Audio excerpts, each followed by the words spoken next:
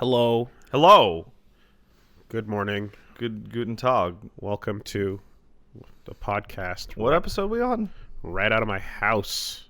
Out of my fucking living room. Episode 6? 9. 9? CSB 009. Oh, yeah. I was recommending people the podcast on my Twitch, and I kept accidentally saying the Castle Super Beast cast. Don't do that. I know. You have to not do that. They stole it from us. You have to, in the past. Yeah. They found the gun that could kill the past. That's right. And then they killed it. Yeah. And we were forced to adapt. This is the Castle Super Beast podcast. That's what you're listening to right now. That's correct. Don't ever get it twisted. Despite the fact that it slips right off the tongue because of how smooth it is to put those two words together. Beasts are smooth, especially super beasts. Yes. Was that a Rob Zombie song? Super Beast is a Rob Zombie song, and I had at least one person reach out on Twitter and go, "Why didn't you use that as the theme?" And I was like, track, man. You want me to put? Why didn't I use a Rob Zombie's Super Beast as a tune that I should upload to iTunes every week? Did you ask me? Yeah. Is that the question? That is the question. Wooly, why didn't you install the DMX mod on your PlayStation 4 for the Twitch stream? For the Twitch and then upload. Put it up on YouTube as well. So why that didn't every time you got chased by Mr. X, the video would mute. Right. This is my favorite one. You know, that would have been hilarious to do that and then never actually have any idea what Mr. X is supposed to sound like or be like or whatever. Sounds spooky. Because memes have hit peak. Oh, they're hitting peak memes. Have you seen Sexy Mr. X? I have. And Thomas? Certainly. Oh, Thomas the Tank Engine, Mr. X. And well, the real peak is when people like myself, get to experience it entirely without never knowing what the real thing was. Yeah. Where the only thing I know is X gon' give it to you. Mm-hmm. And then there's no original version. So if I ever encounter it years down the line and someone plays the music and then I go, "What the fuck is this?" And they stare at me and go, "What is wrong with you?" And I go, "Yeah, I don't know." Knock, knock. I mean, Capcom said open up the door. And yeah, they know. They know. Have you seen the question is, does Dogmaster Extreme know? Yeah. You know? That's not, I don't think that's his real name, but that's what I've been calling him for years. Because of the fake dog noises. He barks. Are they fake? I wouldn't. That's him. He's barking. I don't know. He is not a dog man. I wouldn't call them fake dog noises. I would call them real because DMX is a real motherfucker. He's not a dog person, Wooly. I would not call them fake dog noises. I would not. That's not. But that's just me. Have you seen the fucking mod that turns every single enemy in the game into Mr. X? Of course. It's jank as fuck because in the idle it's just a bunch of T poses, and that it's totally uncompletable. There's no fucking way. Like every run I've seen ends within like 10 minutes. But yeah. It's this, like you said, this is 09. I love this rocking chair. You like it, don't you? Yeah. I know you'd like it. I like rocking I knew you'd like it. I was built to be a grandpa on a porch yelling at the kids, "Get off my lawn." Hey, Steph, he likes it. It's a great chair. It's a rocking chair. It's a great chair. I like it. I got it, and I'm like, oh, he'd like that. Yay. He'd like that. Those of you listening to the audio version, I'm rocking back and forth in a rocking chair right now. I'm in a really like giant comfy throne chair that I've had for many years now. Yeah, it's like a posh grandpa chair. Yeah, it's a big old throne. Yeah. You know, you get to lounge all the way back here and it's super comfy. However, besides the maximum comfort of this big old chair, I definitely spend about 50-50 between this one and that one. Yeah. Throughout the week. When I just want to like take a load off, that rocker is really good. That's a good old rocker. I kind of feel, in fact, that like the whole like association with old people, that we can like do away with that. Nah, see, I'm empowered by this. I want to be old. I would jump to 90 right now if I could stay 90 for another 60 years. The pain and everything. Yeah, fuck it. It gives you powers. You can steal. You're allowed to be crotchety. You can be the biggest asshole in the world. No one can stop you. Fine, fair enough. However, I still say that you are not going to.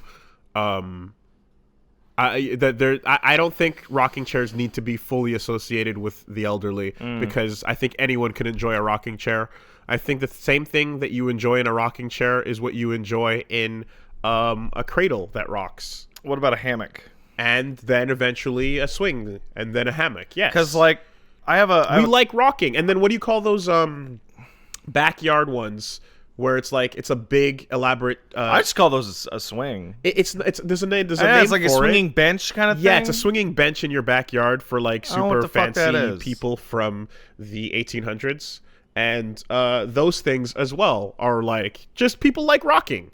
People enjoy a good old like movement on their sit. I have a complicated relationship with hammocks. I think they're cool, but I've never been able to enter one without dying. Yeah, they look easier to get into and get out of than they actually are, because they rely on your own body weight to like do a lot. A lot of the mechanics rely on your own body weight, and that's the problem. So when you have to kind of like find a way out of those edges and you're bean potted in nice and tight, you feel like you might be in trouble a little bit. I understand. I gotta say, the only issue I have with this rocking chair is an issue with my own biology. I don't know if you can see this, Wooly, but I like to sit with one of my legs crossed underneath one outstretched leg so that my ankle is sitting underneath my knee. Yeah.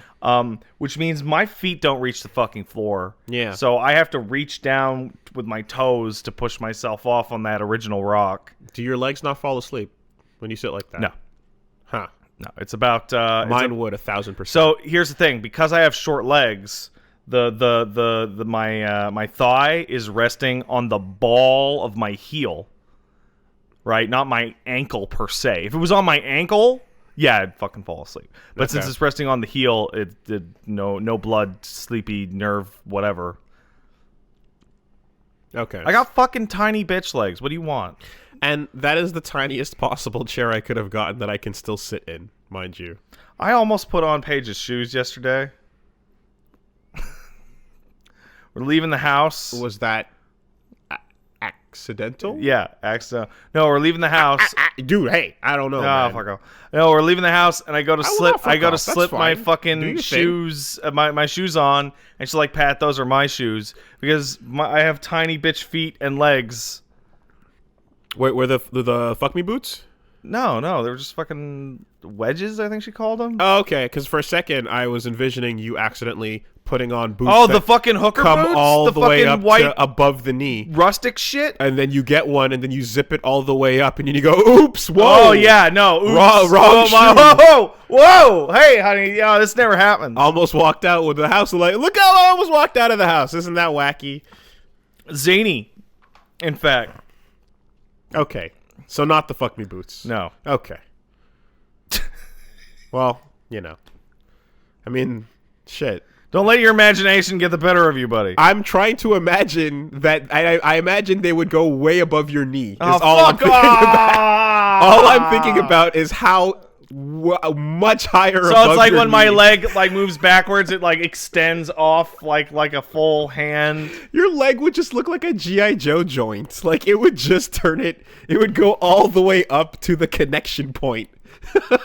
It's tough having tiny legs, guys. Oh boy, but them gams though, right? You'd never have trouble catching a taxi again. This was a mistake. This is a mistake. Every single time one of us tells the other one something like that, like within about a minute, it's like, oh, why did I do that? That was a silly thing. Now this was ammunition forever. Oh, fuck off. Da da da da. Hey, da da da da. Hey. All right.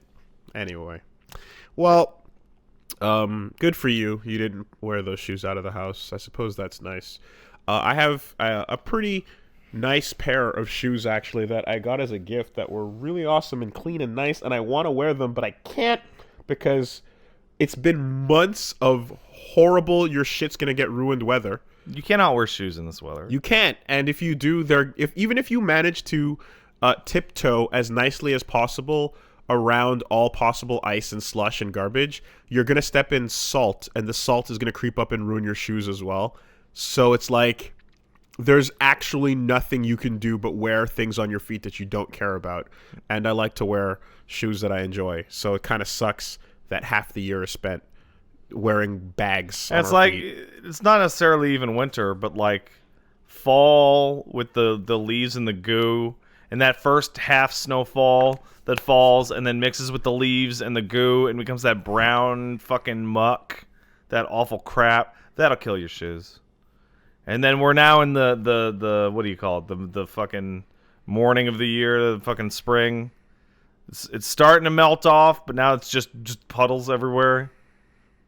Yeah, I've gone through more church shoes than I can count every Saturday as a kid growing up, because you'd walk through the slush and then eventually they're always like fancy leather shoes or that like, is so so fucking wasteful. It's insane, but you have to go and you have to wear them and you have to wear nice shoes to church and you have to get through this garbage weather. God doesn't care. Jesus was basically a homeless person. Yeah, but didn't he not even have shoes?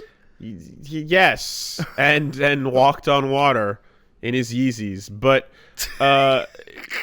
we need to present ourselves with dignity. Do we have to get into this again? We did it. Well, last week. it's more about like at the social standing. Yes, exactly. We literally did it last week. But if you need to, we need to make like in the community leave an impression so that people will be like, oh, look at those people living their lives all good. I don't know, man. I don't know very much about church. I went to Sunday school twice, and then they didn't want me back. I was that annoying fucking kid who just would not drop the questions about the Ark for like 2 hours. Yeah, but I guarantee you, like, the person in charge of that was meant to deal with all that. And no, they were sick of me. They didn't want me there. Well,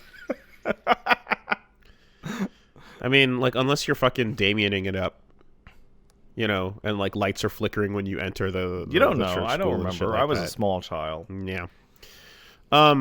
Wouldn't the lion eat the zebra?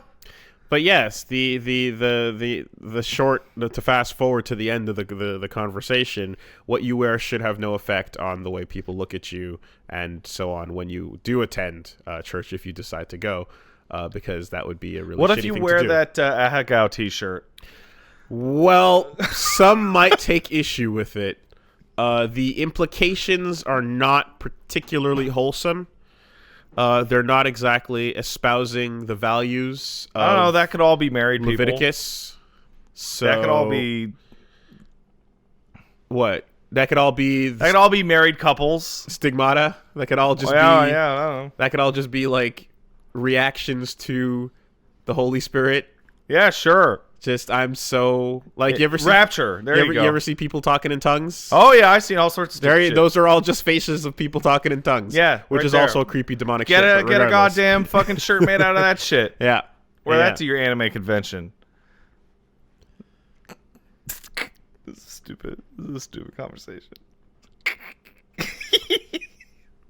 Oh, More like Ahegod.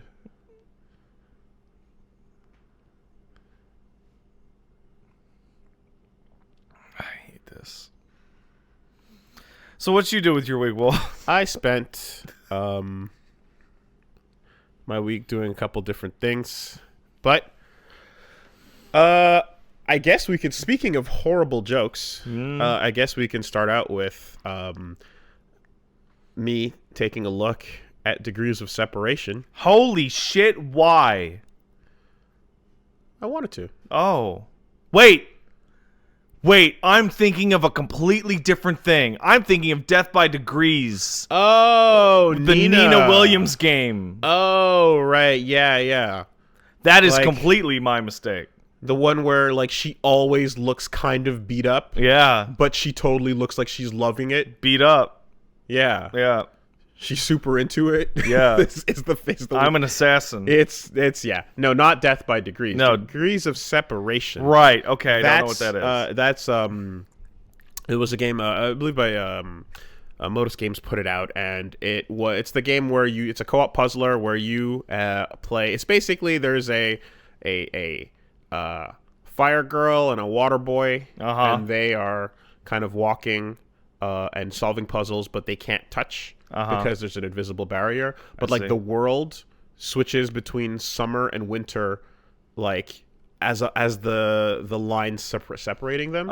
So there is a what would the correct term be? There's a mathematical term for the line that divides 2 points on a graph, and then you can basically it shifts according to where those points are. But Parabola. no, not that one. Anyway, Dividing line. if there's two people if both characters are standing next to each other, there's a line in between them, and it's summer on one side and it's winter on the other. And if the boy jumps It's over a bisecting line. it's a bisecting line, and if the boy jumps over the girl, then it rotates along that axis. Okay, I get what you're saying here. Yes. So that ends up being a nice reason to solve puzzles. So by manipulating the character's movements, you can move what parts of the stage are winter and summer.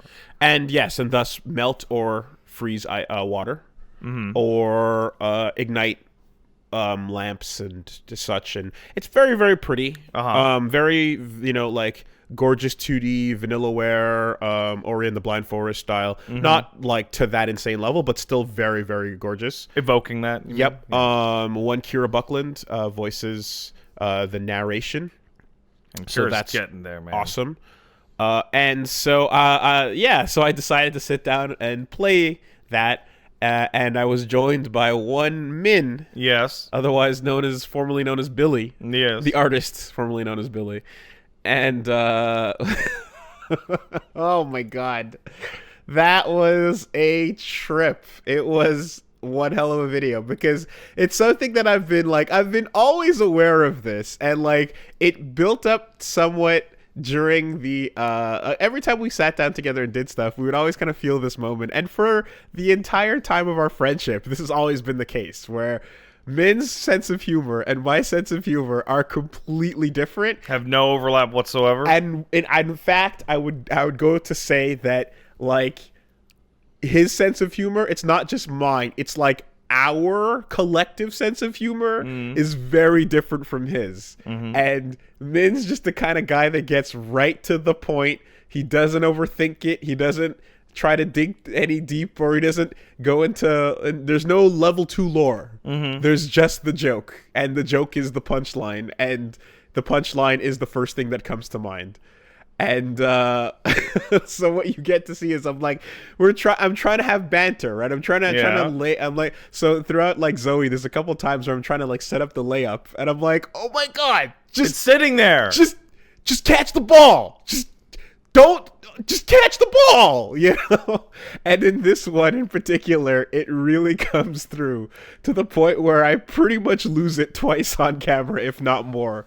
And most of the video is us solving the puzzles, and in a very almost Kirby Epic Yarnish kind of way, making it through this very happy, pretty game.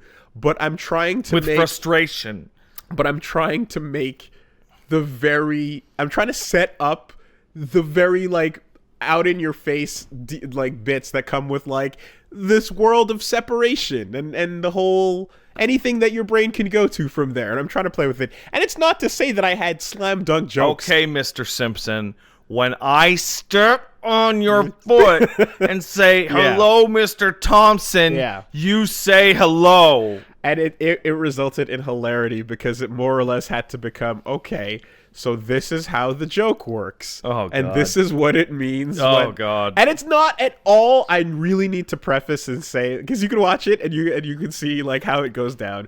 I really need to preface, this is not at all to say that I thought my jokes were hilarious or great or even that good. It's more just, when we do a video, we just try random shit. Yeah. I don't know if it's going to be a funny joke or not. I don't know if it's going to land. None of us do. This kind of you got to do a little bit of pass the ball. You can do 2 versions of this content. You can do you can do edited, constructed content, a la, let's say, a Mr. Klemps, right? That's got a fucking script. He reads that script, he edits it. Then there's us on Twitch, which is just take every joke you have and put them in a basket and then just start throwing them at the audience as fast as you can.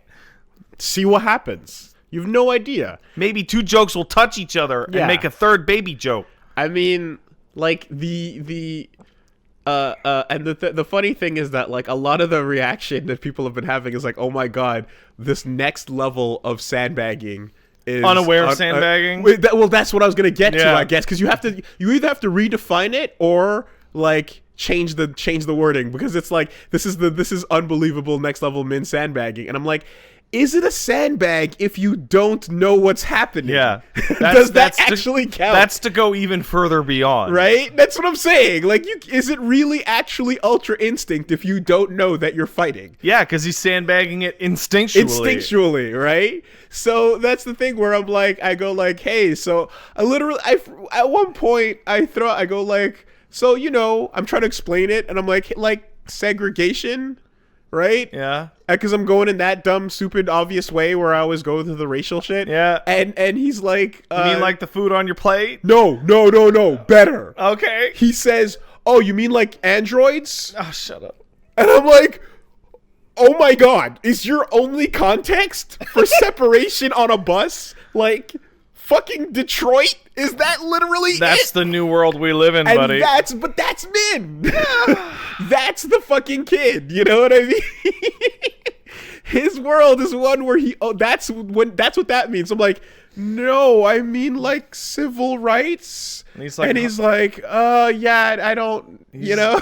I'm like, my god. You mean like you have to take your garbage out on Tuesdays, dude? So like, does that count as sand? Is that a sandbag? Yes, absolutely. It's a that new is form. An Ultra Instinct sandbag. It is a new form of sandbag Yeah. where it's not intended at all. It is completely unawares, and it's the ultimate because you can't even crack. Because the sandbag core is, hey, you're saying something, and I don't want to give it power, so I'm going to ignore it, right? Or vice versa. Sure. But the Ultra Instinct sandbag is, I can't give it power because I don't know what you're talking about. Just dodging it naturally, and there's no. Well, Christ, it's actually more like it's phasing through. Yeah, actually, it doesn't land. Like I go for the layup, and the ball just vaporizes in the air. The net disappears, and the ball just hits the ground and rolls. And then when I try to follow it up by explaining, he picks it up and he just walks away with it. And I'm like, you're not taking your ball and going home. You're taking my ball. No, this is my ball. You took my ball and went home to your home. It was ridiculous, and that has been summarized in a video that went up yesterday or the day before now. Holy fuck, man. It just, yeah. Remember, everyone, context is important. Without context, nothing makes any sense. So it really is. It's like the thing that I've been feeling for like many, many years now, for as many years as I've known the dude. It's like, here it is, captured, because how do you... Yeah, if anybody ever asks you, here? Hey, what do you mean? You're like, you got 20 minutes? Yeah. Go click that. So, and otherwise the game is very beautiful and pretty and has some fun stuff in it. So, there is that. You know what it reminds me of? It honestly, like the first place my brain went to was, Pilkington. Whoa. Right? My brain went straight to Pilkington because that's the level of like, but that's like a reverse Pilkington. But it's like you are unaware how hilarious it is that that this is going over your head, and it's actually like, wow, look at these results. I actually, I think about Carl Pilkington sometimes because he's the best, funniest, best person ever, and I think about how Ricky and Steven kind of ruined his life. Because do you remember the final episode of the first or second season where he goes on a caravan trip? He just takes a trailer out and has his usual vacation and has like a week out in an essentially like a trailer park like he usually does, like British people do, and he's just kind of bored and miserable because he's like, oh, it's just not that special now, is it? Because compared to India or China and that shit, and it's like This was a simple man who only wants simple things. And he enjoyed them. Yeah, and now he doesn't enjoy them. Yeah. But he also didn't enjoy the new things either. Right. So now you've just like you've taken it all away. There's been a net loss of happiness in this man's life. We just need Min on camera saying, "I can't be doing with this," and then it'll all come to a head.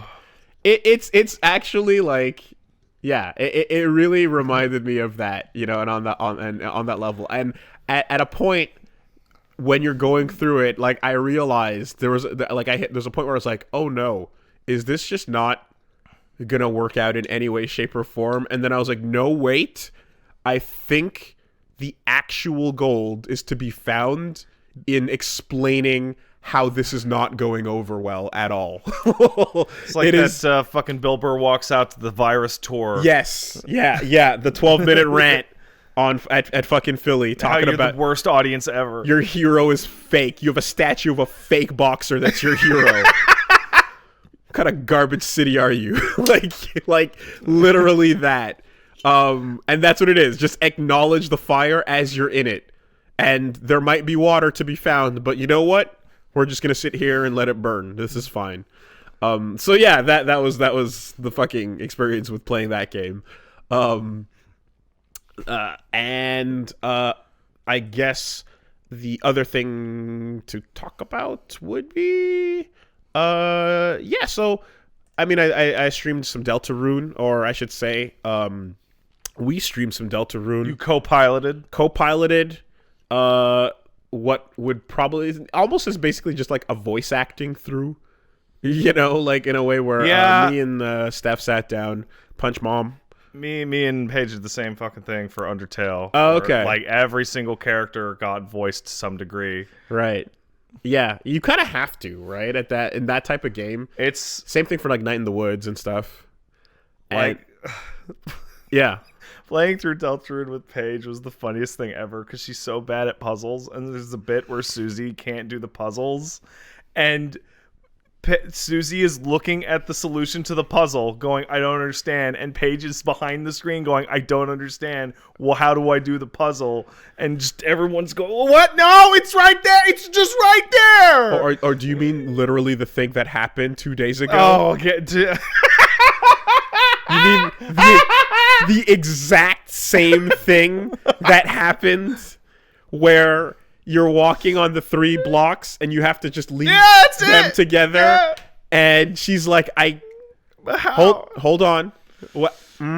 And now I will say, right? And I'm like, now to be fair, I'll give full benefit of the doubt an explanation that like you probably have never played an RPG where it was like a 16-bit RPG where you've had a character following you. Yeah. But they walk in your exact footsteps, right? And that's a thing that you just sort of get used to seeing after like hours of Chrono Trigger or whatever, right? I had a similar experience with Warframe. There's a Warframe story mission where you get to play what is essentially a variant of Go. Oh, cool. You play maybe 5 games and the rules are right there. There's only 3 rules. I failed every move. Okay. And every time I did, I went, okay. But I put it like there's just occasionally a fucking concept that just bounces right off your noggin. Yeah, for me that's junctioning. Oh yeah? Never once. Not even once. Oh, that's fucking water to a fish for me. Bounced off for every single attempt. But regardless, the walking in a line thing, eventually I was like, no, they follow your exact footstep pattern. And I was like, okay. And then it still took a couple tries. But then it happened, and I was like, all right, well, here we are. That's at least, this is where there's no timer on the line, so it's fine. We have forever to figure it out. It's no problem. Big, happy prouds. Big solves, big solutions. It's going to be a long, I'm getting the feeling that it's going to be a long time before we see more Deltarune. Yeah, I believe that. Because when it came out, it gave us the feeling that more Deltarune would be incoming nigh immediately. I did not get that feeling whatsoever. It's because everyone tells you to check back tomorrow. Yeah, I completely didn't get that feeling. It came out of nowhere on the Undertale Twitter. It was released as a survey program. It turned out to be chapter 1 of this little demo project thing, and it felt very much like an experiment with a new system applied to the engine that they were used to using, and it felt like Temmie throwing in some new art and some new amazing music, but ultimately it felt very project demo-y. Do you think that if and when the more final extra version of that comes out, that it'll reintegrate and like polish up Deltarune as like chapter 1? So that's the thing is, the impression that I seem to see people having is that there will be multiple releases of small things of the same size, and that's not my expectation. No, my expectation is a longer period of time with a single full release. That is my anticipation as well. The only thing that I wonder is Deltarune going to be chapter 1, and then whatever the full release is starts after the events of Delta, that kind of thing? Or are they going to just have that be the first part and then you keep going? It would be a good idea to include it, but let you skip it. Yeah. Okay. So main menu, choose to play it or not. Yeah, that'd be smart. Yeah, and quite frankly, like you don't... And you should play it so your save can transfer over and you get the Jevil shit. Yeah, because I feel that like even though the impression of like having these multiple chapter releases is kind of like a Telltale game, and those release and how those have been coming out, I think for the purposes of just making this coherent for everybody, including people that don't follow it, it makes more sense to just have a complete thing if that's what happens, and then you sell that and whatnot. And that's the other thing too, is that Deltarune's a free little trial idea, So yeah, that was a fun ride, and I have to say that like my absolute the thing that I loved the most about that was the unexpected, amazing voice that she had for Rousey. Yeah. Right? Her Rousey voice is basically Martin from The Simpsons. No! So she has a great voice where it's like there's always stuffed cheeks. Oh, I hate it! Just like, oh guys, if I could just get a hug, that would be fantastic. I hate it. Oh, I hate it. I'm Rousey. Oh, I hate it so much. And it's the fluffiest fucking like the perfect. And I'm like, and I'm doing Susie. I'm like, oh my god, I want to punch you. You're great. You're great. What a punchable voice.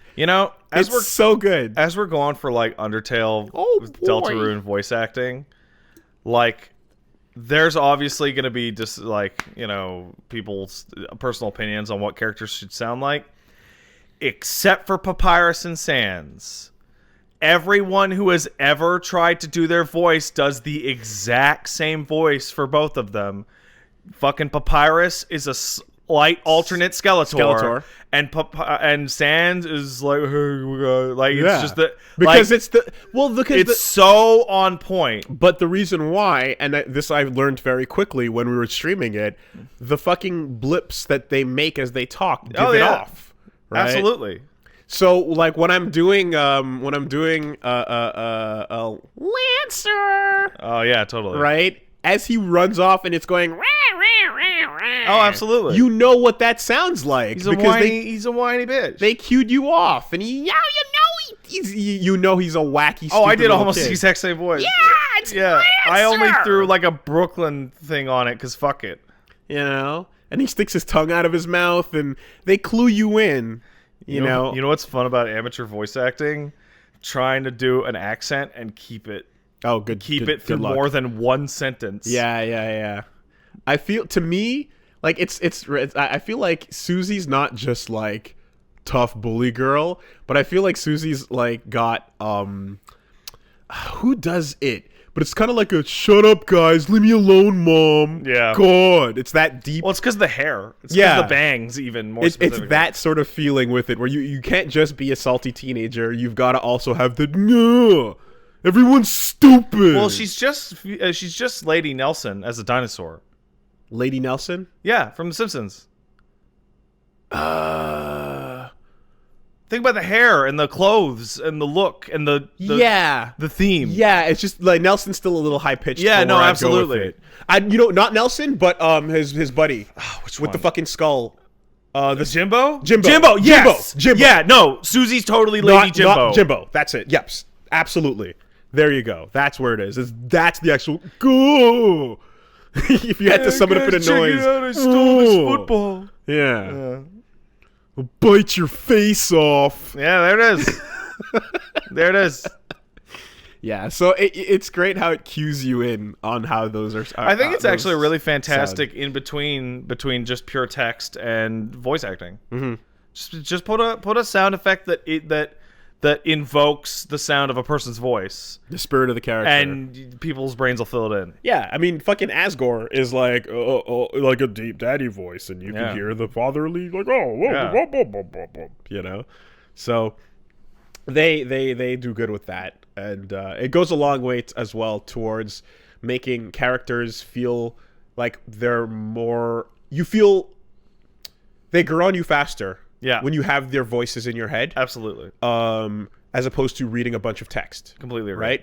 And if I can shift gears here, I will, because I will say that one of the best examples of voices adding personality is part fucking 5. Yes. Because tell you what, when you are reading about the gangstars, yes. Right? They all have their personalities and they're doing what they do and the actions are the same.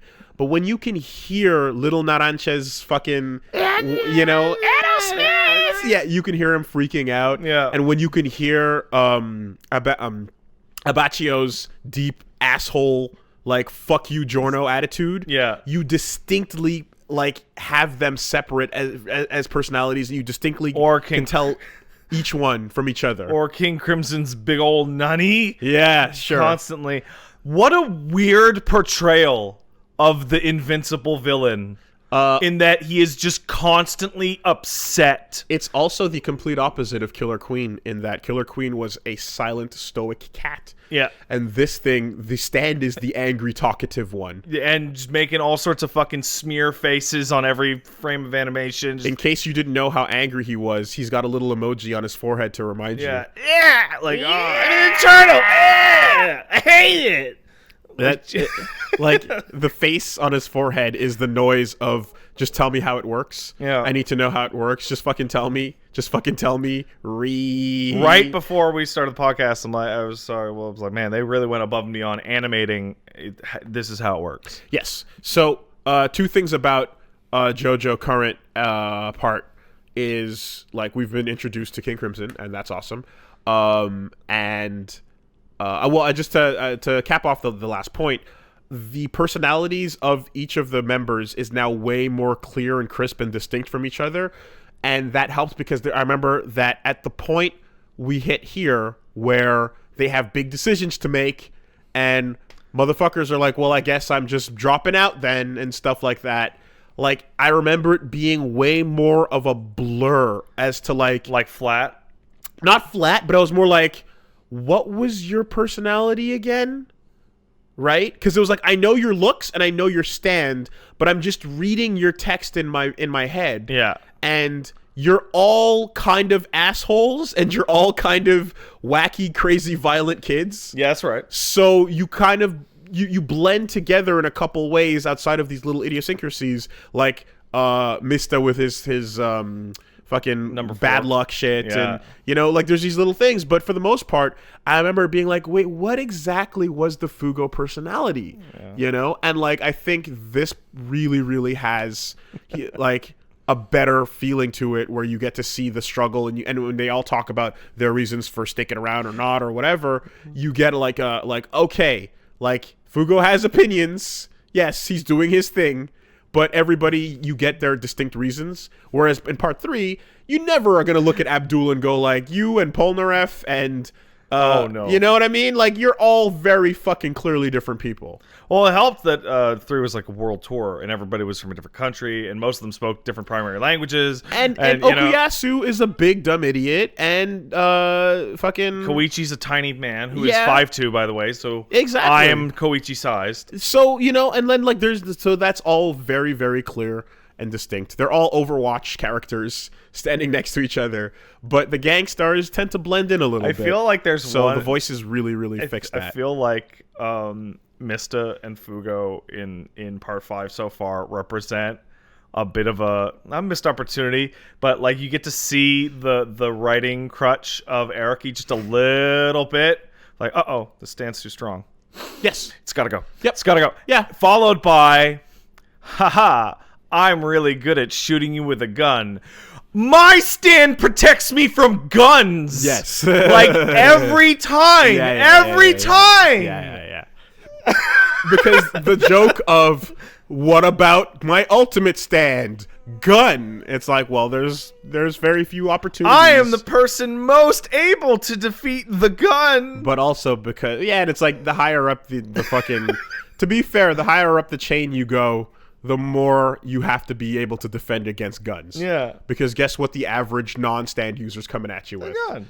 But it's a thing. Yeah, but it is hilarious. It's a thing that I feel almost never comes up. Shout outs to White Album Gently Weeps. Like, let's take a look at fucking what do you call it? Part 5 so far, in which there's a group of assassins going against the team, right? And this was a couple weeks ago. That's okay, and the assassins are, of course, they're all going to be stand users. They're all going to try and do shit, right? They get the drop on them numerous times, and like, I'll use my stand to do a bunch of stupid bullshit to them. When all I can think of, it's like, what if you just walked up to Narancia's car, pointed a gun at him, and shot him? That would also work. That actually would have also worked, providing that. Yes, providing that it was Narancia. Yeah. And not anyone else. Sure. Right? But yeah. But you have to get lucky to know in the stand. But like, yeah. We're talking about a big mafia organization, right? Mm-hmm. 10 guys. Yeah. Although you have to also assume, like, let's assume that Bruno is being super careful on the security. Yeah, sure. But yeah. Sure. What if like 10 capos showed up and one had a shotty and the others had handguns and bats? Like, I'm pretty sure that would work. Okay, but guess what? Apply that to literally every other story that you've ever read. No, Apply that to every other movie you've ever seen. No. Oh no, it's All right. Angry crowd of people with a bunch of weapons fixes every story. Not or ends Yakuza. It. Okay, well, sure. In Yakuza 5, Kiryu fights a group of 100 dudes armed with bats, knives, chains, and rocket launchers. Damn. But that's... Because he's a taxi driver, god damn it. But the power of the dragon is undefeatable. Yeah, something. Okay, well... I mean... I always thought it would be super rad because in a situation like that, if like Mista could just throw him out and deflect everything back as much as possible. Yeah. But unless he had a harvest level amount of fucking little Sex Pistols, yeah, he couldn't possibly. Yeah. It just seems like a weaker form of harvest, honestly. No, I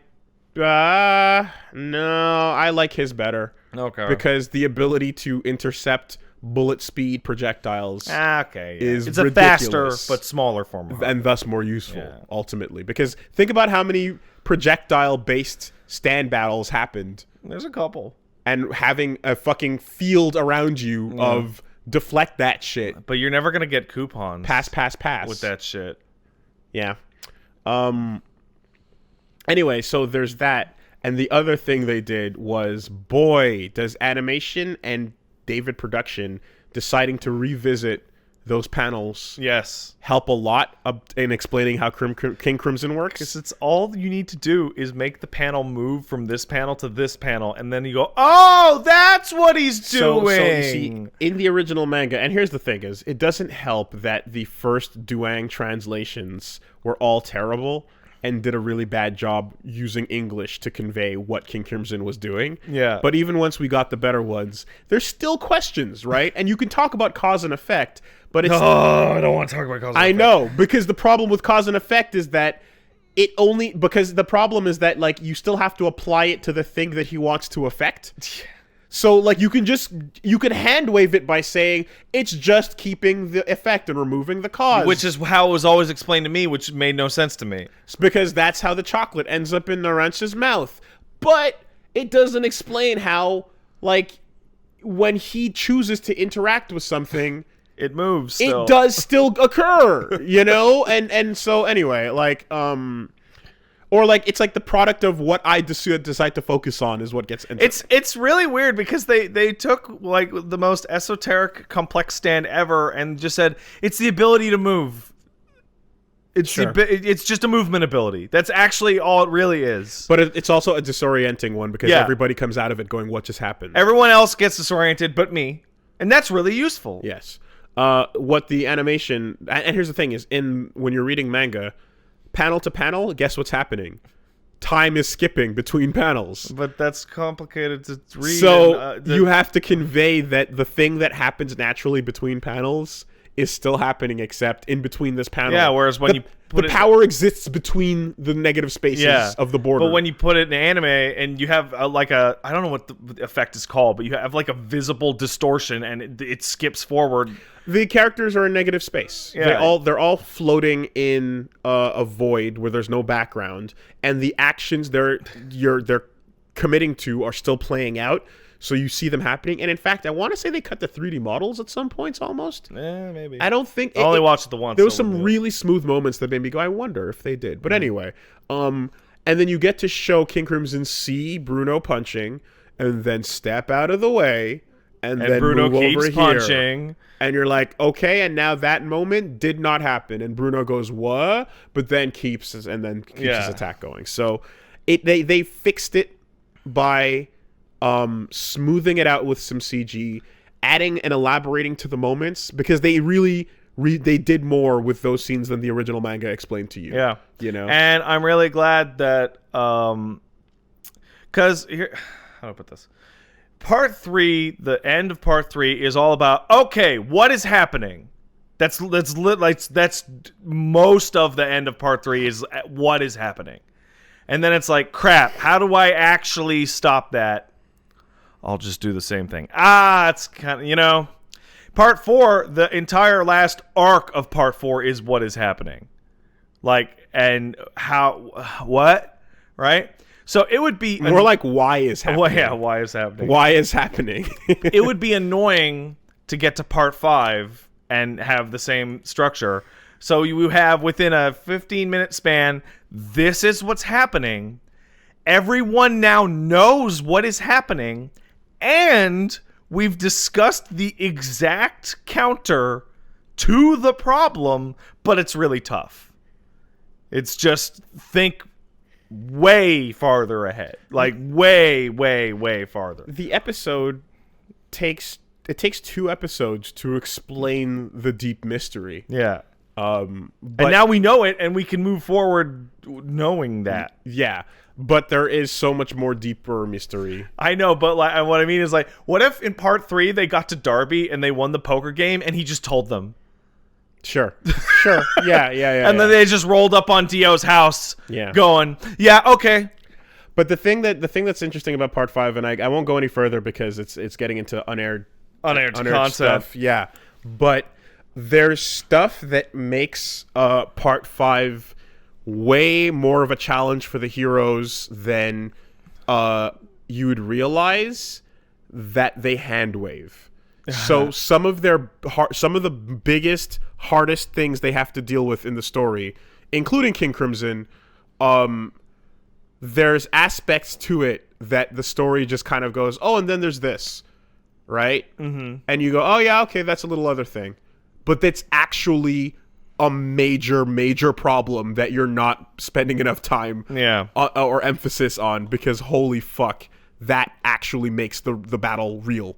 Mm-hmm. The other things, you know, the other aspects, if you would, of King Crimson.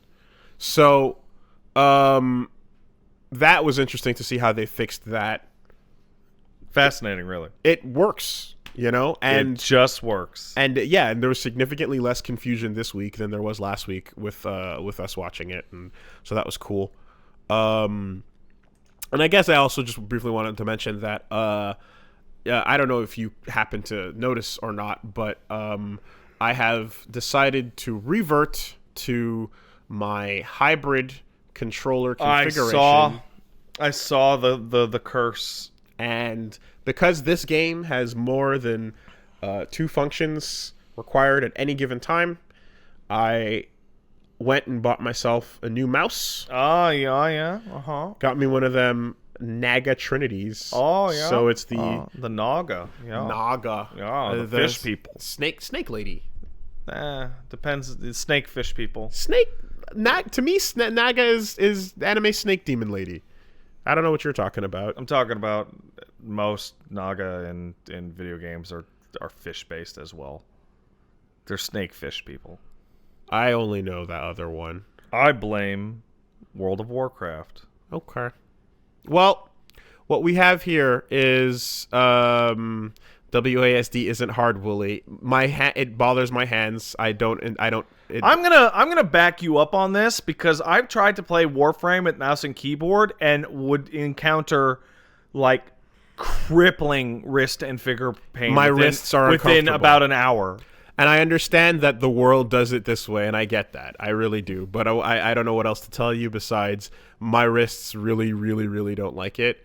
I also sitting on a couch and not at a desk where you're sitting, so it's a different story. Yeah, if you were to do that mouse and keyboard shit on a desk, it would be considerably more comfortable. But we're on couch setups. Mm-hmm. What I am willing to consider is the small mini thing, the mini keyboard side attachment, because that I could at least put on the armrest, right at that point, and then it's not falling or tipping off one side or the other like a keyboard. And maybe I can position that in such a way, depending on the curve of it, that it won't be wrist pain. Yeah, but, maybe.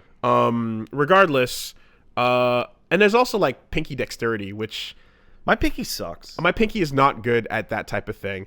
And this is hilarious considering the nature of me talking about arcade sticks to people. I understand the full irony of that. Because see, here's the thing. People that use arcade sticks would be like, "Oh, they're not that hard to learn." I disagree with that sentiment because mouse it gets thrown at me all the time, so I have to acknowledge it in some way. It is not. I get the core of that complaint, but it is not the same for one reason, and that is the keyboard was not made for you to WASD and jump with the space bar and control with the pinky and shift with the left ring finger, right? Yeah, that's not why a keyboard was made. It was made to type. Way. That is that is the form that people adopted because it was the best way for that tool. And games used them, and you needed lots of functions. And you needed lots of keys. Yeah. Arcade sticks, with the fucking exception of Mortal Kombat Abominations, have a joystick that you can hold with your left hand in any number of ways. The first version of those games was on an arcade stick, right? Before they were on controllers. And that's true. The old style was not as good, but the new style of button layout has your 4 fingers on your right hand resting comfortably along all the top buttons in the curve that your fingers would go. That is made for your hands to play, whereas a keyboard is made for your 4, maybe 10, your 8 or 10 fingers typing, not playing games. Keyboards as a game controller are an emergent property of the keyboard. They're not the intended design function. However, they turned out to be that way. And I will not at all for a second. I think it's important to put this out there for everyone that is clearly not enjoying saying this, but hearing this. But it is clear that the keyboard is also the superior version of the controller. It is clear that having that much function, you know what, next to your movement keys is the optimal thing to do. I'm going to disagree on that point as well, because you're half right. The mouse is the superior control option by leagues, without any question. The keyboard is not. Now, if the keys require more than 6 functions, the keyboard's the because you literally need more than 6 functions, right? But with a keyboard, you have digital movement, and you need to hit a button to get like a run or a sprint or whatever. Yeah, there's no analog. There's no analog movement. But in most games where they're being used, because it's first person controls. You seem to only need the two. So, but your setup is attempting to use the best of both worlds. It is, but I admit walking slowly in a first person shooter has no actual function. It makes peeking a little different, I suppose. Yeah. But it's not anything that you can't really just do with your keyboard. If I were to take all the problems I have with the keyboard and remove them from myself, and so that I'd always find exactly what I was looking for and not have any awkward hand feelings from using the keyboard, then I can definitely see like doing exactly what I want to do and having every separate function within a large button area is handy because you just have a ton of functions right there at the go. Yeah. But so I'm gonna say that like mouse and keyboard, clearly considering it's become, we've gotten to the esports e-league fucking, you know what I mean? We've gotten to the top of the mountain with it. This is obviously gonna depend on genre. We're talking about shooters. In this context. and motherfuckers are using them to win world championships as their preferred 1 and 2. So I'm absolutely gonna say that it seems that the discussion is closed on that. It seems like mouse and keyboard is the most optimal way to be good at a first-person shooter. Yeah, absolutely. But it might not be the optimal way for you to be good at first-person. And it is true that it did not come from this place intentionally. I have an analogy that is here 100% correct. That might make it make more sense to people. Let's take Street Fighter 4, right? Sagat rules. Sagat rules the fucking day. Vanilla Sagat was so awesome. He was so good. But guess what? Pat's not very good with Shoto characters. Despite Sagat being the best, I'm not the best with him. I'm the best with Zangief, who was also a fairly good player. But I can use him to his maximum. Or no, I can't. But you know what I mean. I can use him to a better level of expertise than I can Sagat. So even though I'm using a worse thing, I'm doing better for me overall. If you're not going for top tiers. Yeah. Right. That's the idea. That's my controller. My controller is Zangief. Sure. All that to say that, I mean, I was leading into this on the goofball fucking picture that I made because I saw it. I saw it. I made it to be laughed at. Yeah. Right?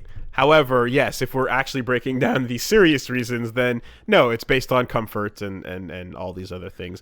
Alongside the part where, let's be real, like, FPSs are a genre that I've always been on the outside of, you know, and every time I try to, like, penetrate it, I kind of have to make these concessions based on just not being fully accustomed and used to it. But I've gotten what I feel like now is a good handle on the balance of the two, right? And the biggest problem with the Overwatch setup, a lot of things about people worry about, like, what about the HUD or the UI? Doesn't it go crazy? And it's like, that is my first question. Yeah, and so in Overwatch it used to, but then they fixed that. Oh, did they? They had a thing so you could lock it to one or the other. Cool. And ultimately, it doesn't really matter that much in the sense that, like, the game, it's just telling you buttons that are it's just flipping the input of the button. Yeah, but that visual is really distracting to a lot of people. Sure, right? In this case, it only does it when you're looking at your inventory or map. Yeah. Whereas when you're in game, there's no button HUD. There's not, so it's fine, right? I'm not really noticing any the flickering happening while I'm switching between the two. But like it happens when you pull up the inventory. Yeah. The main thing, of course, is that like putting functions on the D-pad on my left hand mean you have to let go of the movement to make that happen, and that's bad. So I tried to minimize that as much as possible because the default controller scheme, as you know, requires D-pad input for grenades for healing, for switching select fire, and for context actions. That's right. Right. So for what I did was by getting this MMO mouse, I basically was able to get like those extra buttons on the side. It has 3 clip-on additions, so you can do 2-button side buttons, 7 or 13. Which is too much. That's for MMO. That's MMO macros. MMO macros, and I'm like, no, that's too much. But I put the 7 on, and with the 7, I was able to create a ring of like, yeah, this is what I need, where I can run around and like hold the front button down and just pick shit up. Yeah. You know, and then to the immediate left and right of that are reload and holster. Yeah. And then at my 9 o'clock and my 3 o'clock are just like on the D-pad, nades and healing. Mm-hmm. You know, and then back there is the menus. The more that I think about it, I just thought of like another issue that I personally have with mouse and keyboard that it might not apply to you, Wolves, but I'm extremely right-hand dominant. Like, there are people that are like kind of right-handed or left-handed, and there are people who are like, I am right-handed. Oh, is it like the Kinsey scale? I don't know about that, but my left hand sucks. Okay. Mouse and keyboard puts the most of your button presses on your left hand, and I find that to be very awkward. Particularly stuff with my pinky. Does it? Yeah, dude. Every movement's a button press. Well, every jump, every sprint, every... Is it... but most people are only playing with, like, 2 side buttons, right? They're using wheel up, wheel down, click. Maybe the 2 thumb buttons. I have 2 thumb buttons. Okay. Because thumb buttons, yeah, that's what I mean. I mean mouse 4 and mouse 5. Yeah. I would assume the keyboard has way more actions happening. Yeah. That's what I'm saying. I thought you said the mouse. No, I said the keyboard. Excuse me, I misunderstood. Okay. Yeah. And the other thing, and this is really stupid, but if I were to take a picture of myself with my hand on a keyboard, you would notice that my pinky actually straight, because bitch legs, bitch hands, my pinky literally barely reaches control. Like, barely. And every time I have to hit control, like, doing this hurts. You ever use a trackball? I did use a trackball back in the day. Yeah. My mouse broke, and my dad said, here's a fucking trackball I stole from work. And I used a trackball to play fucking StarCraft in 1998. And that was miserable. That was awful. Yeah. What I guess... I really want Apex to get a better sort of single-player training experience so that I can test. That game screams that it came in hot. Yeah, I want a single-player experience where I can do like a gauntlet. Like all Titanfall. I want is the ability to pick the other characters in training mode. Right now, yes, that's all I want. Pick the other characters in training mode, and also let me try hop-ups and attachments, because the most important part of what you put on your gun does not exist in the training mode, and that sucks. But that battle pass is coming soon. It might be tomorrow. It could be now, dude. It could be right now. Give me a second. I'll check if it's right now. So that's the thing is, I feel like one thing that is evident though for me is my ability to trace, despite the fact that it's garbage, improves significantly when I switch over to that mouse. I'm gonna ask what the hell you mean by trace. Trace means trace the cursor over the moving target on the screen while I'm moving at the same time. All right, yeah. So you want to win with the devotion. Doesn't appear to have a update today. Yes. You want? They said mid-March, so everyone's going, it might be yesterday. Calm down. Well, they've dropped updates like without fanfare. Fair enough. So. Yeah, you're right. Fair enough. So you start shooting with the devotion. You want to win with it. You have to trace. Yeah. Across the moving target. So yeah, that's the thing as well. Sliding and da-da-da and whatever. And this is a bit of a Titanfall thing as well. You know, like you got to be able to while you're moving and they're moving in opposite directions at maximum speed, move it in the right place. Yeah. And then when you're fucking godlike, you can get those headshots going, you know. I unlock Mirage. He's a ton of fun. Oh, cool. I really like Mirage a lot. I'm saving my money. I am shocked at how good his tactical is. Tracking, not tracing? Really? Yeah. Okay. Well, I was told that the term tracing was what I was given for that. I mean, it sounds correct because you're tracing a dot over a target. So I don't know. But anyway, I recently turned a mental corner in Apex and got way better. I'm still not good, right? But are you using the Havoc? No. Okay. I used it, and if you get the hop up, it's a good gun. If you don't, it's worthless. Where I'm like, okay, the number one thing to do in this game is not the same thing you do in every other game where you both peek out a corner and shoot at each other and have like face fucking fights. Yeah. Is shoot them, just run around to the other side of the building or run through the door to your left and just peek through the window. Just anything. Oh, well, if your team anything to change where you are at all. If your team has is firing down a corridor, then yeah, you can flank. I just mean literally every encounter. Just back off, go around a little so that they're not aiming at you when you come around the corner. I mean, and that's it. That's all I changed in my mind, and I ended up doing much better. In watching footage of like good players play, the first thing that I realized about how my approach to it versus what other people are doing, is I was playing it with GoldenEye in mind. Yeah, I was playing it like Call of Duty or Data Feet, where it's like I'm gonna kill them in a second. Yeah, so just try not to get hit, jump maybe a little. Shoot them until they're dead. Yeah, right. And then what actual people are doing is which is a bit of a fighting game mentality too. Well, it's not a fighting game mentality rather, but it's something that I recognize from fighting games, I should say. I'm engaged in the fight. I took some damage. How much is it? Is it like half of what I had? Fuck it. Disengage. Slide around this corner. Hide. Right. Try to create a situation where it's awkward for them to peekaboo you. Yeah. They're coming around the left. You go right. They come back right. You go left. Hide. And then maybe see if you can flank in a way or get into an awkward position to get a little bit of a heal going. Right. And then maybe come running around and slide, try it again, and then break off, So you have these little mini shootout moments, gun footsies, right?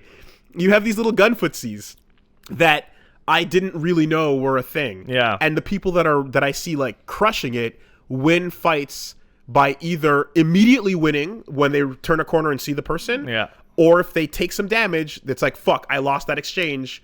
Time to back off and then re-engage it, Yeah. And it's a series of a few exchanges, and I didn't know that was a thing. That stuff I learned by playing Mirage and being just the worst Mirage ever and going, I don't understand how this works, until I realized, oh, the bamboozle, like the running out, it's not very disorienting, but it's disorienting enough because all you need is 1 second of someone not looking at you. Yeah. That you can usually get them 50% down by the time they realize you are you. If the bamboozle had a color difference on it, worthless. But what I mean is that like the fact that it is a thing moving out from where they expect you to be, is good enough. Yeah, from what I can see. I have never once seen someone not shoot it. There's a lot of people that it seems like good players don't shoot it, and it seems like people get bought in, and they give their position away when they're not as good. From the games I've seen and from the way people tend to react to it. However, I still do feel that like what was I going to say? I lost my point entirely. It wasn't about reacting to the bamboozle. It was about disengaging from the fight. Finding optimal ways to reload is a fucking art form that people have been mastering for a decade. And the other good piece of advice somebody gave me, which helped a lot, which is don't reload your gun. Switch to your other gun. It's way faster. It is. And if you have if you're using fucking what's her name, Bangalore, you can just smoke them as well, and it's really interesting. And Pathfinder has a way to crouch to cancel his reload, which is assuredly going to be removed. Oh, really? Because he is way better than everybody else, because he can reload the gun nearly fucking instantly. Despite his gigantic sumo hitbox. Despite the fact that his hitbox is even dumber than it's a diamond. So weird. Yeah. Stupid. They need to normalize those hitboxes. Yeah, it is interesting learning how to do this. And one problem is that like practicing fighting in this game is so hard because fights are far and few in between. Unless you drop hot. Yes. So that's what you can do is training matches, but really a mode to get rid of that to help me out would be fantastic. Anyway, they're probably never going to do that. Specifically because they want you to fill up the games. I was thinking a lot about Apex and about how its design is kind of genius, because they give you the most amount of points you earn in a match from living, just being alive in the match, right? And then you can die and still come back, so you can be not playing, but still be in the match for 5, 10 extra minutes. And they have all these things to make it so that you actually stay in the game and you don't just immediately quit out or die or kill yourself early if you get into a bad spot. So that the game stays do it anyway. Like, yeah, I know. But it's an attempt. Yes. We've had victories coming from deaths where we respawned and came back and encountered. We had one a couple days ago where we respawned, came back, took out a team in a fight that we were heavily disadvantaged in, took all their shit, and now you're gods. And now we took their place, yeah. And now we go on to continue the game. Yeah, so it is interesting how that flow works, and I really hope they find a way to let drops get back in, because it sucks, man. And I think if you just treat a drop, drops back at what? If someone drops out of the game, because we've had a couple drops at key points in a game. Oh yeah, like a reconnect option. Disconnect, yeah. Just have a reconnect option and treat it like a down. Yeah, treat it like a go grab their banner. Sure. Put it in the thing. I completely agree. But yeah. So anyway, that's more or less what was going on, and I will continue to experiment with this new Eldritch hybrid configuration and try to get more comfortable with it. Also, DPI is a thing now I gotta worry about. Oh, you don't know about DPI? I never messed with it. It was never a thing that I really... per inch, man. I'm like, what does the mouse do when I start the game up? Is it sensitive or not? Okay. And then that was all there was to it. And now it's like, there's a hot button on it that's like, do you want 800? Do you want 1800? No, you want 1600. You want 14,000? You want 4,000? What do you want to do? What do you want to do? Right? And you want to fucking twitch your finger a little bit to the smidge of the right and have the screen do a full 720? Or do you want the slowest, smallest, one-to-one mouse pad to tracing on your screen? And it was, yeah, I'm playing it on the lowest because it seems to be like the way to get the best accuracy, but you have to do big old shoulder arm movements with it. I'm not I used prefer to this. 1600 myself. 16 or 1800 rather on the quick setting was like the most convenient for moving around, but it was bad for firefights. Well, I just use 16 for desktop navigation. Yeah. And thus, that's the speed that I got used to. Okay. And I don't change it for games. If I want to change it, I go into the settings and I go to change the in-game mouse sensitivity. Okay. Yeah, I feel as if like getting around easier is like a convenient thing because you're spending 80 to 90% of your game getting around. However, the times that it matters, you don't want to overshoot the person, so I'm going to keep it low and just move my arm more. Mm-hmm. I'm on a couch, man. It is what it is. Yeah, no, mouse and keyboard doesn't work on a couch. Like even if I got a big fat lap board, it's just not the optimal scenario. So I'm gonna play my baby controller with my baby game on the baby PS4, like a baby. And guess what? I'm having lots of fun. I'm getting big kills in the baby land. Has anyone ever tried playing with a touch screen? Has that ever been a thing? There is a video out there of a known Fortnite player / streamer playing against his like 7-year-old nephew in Fortnite, and the kid's using a fucking iPad. Okay. And the kid is fucking going hard. Okay, so I know there's iPad Fortnite going, yes. But that kid is crushing it. In iPad Fortnite, are you touching the target on the screen to shoot them? No, you're hitting the fire button. Right. Okay. So because what I'm wondering is, is there ever a version of this where somebody is using an input device where they're looking at a screen and all they have to do is trace their finger over the enemy? That would be massively broken. Wouldn't it? That would be the most busted shit. It would be insane. Yeah. And that's kind of what I'm wondering is does that exist? Is there a mouse input? I don't think there is. That has some motherfucker using... That seems not fair. Seems really unfair. You'd have to have one finger just doing all camera movements, and then you'd have to have a second finger for like your left hand would have to do everything else. But that would be ridiculously cheap my don't opinion. do that. I don't know. That's no good. Anyway, that's more or less me and what I did. And you can tune in to Woolly Versus to check out if you want to see that wacky Degrees of Separation vid.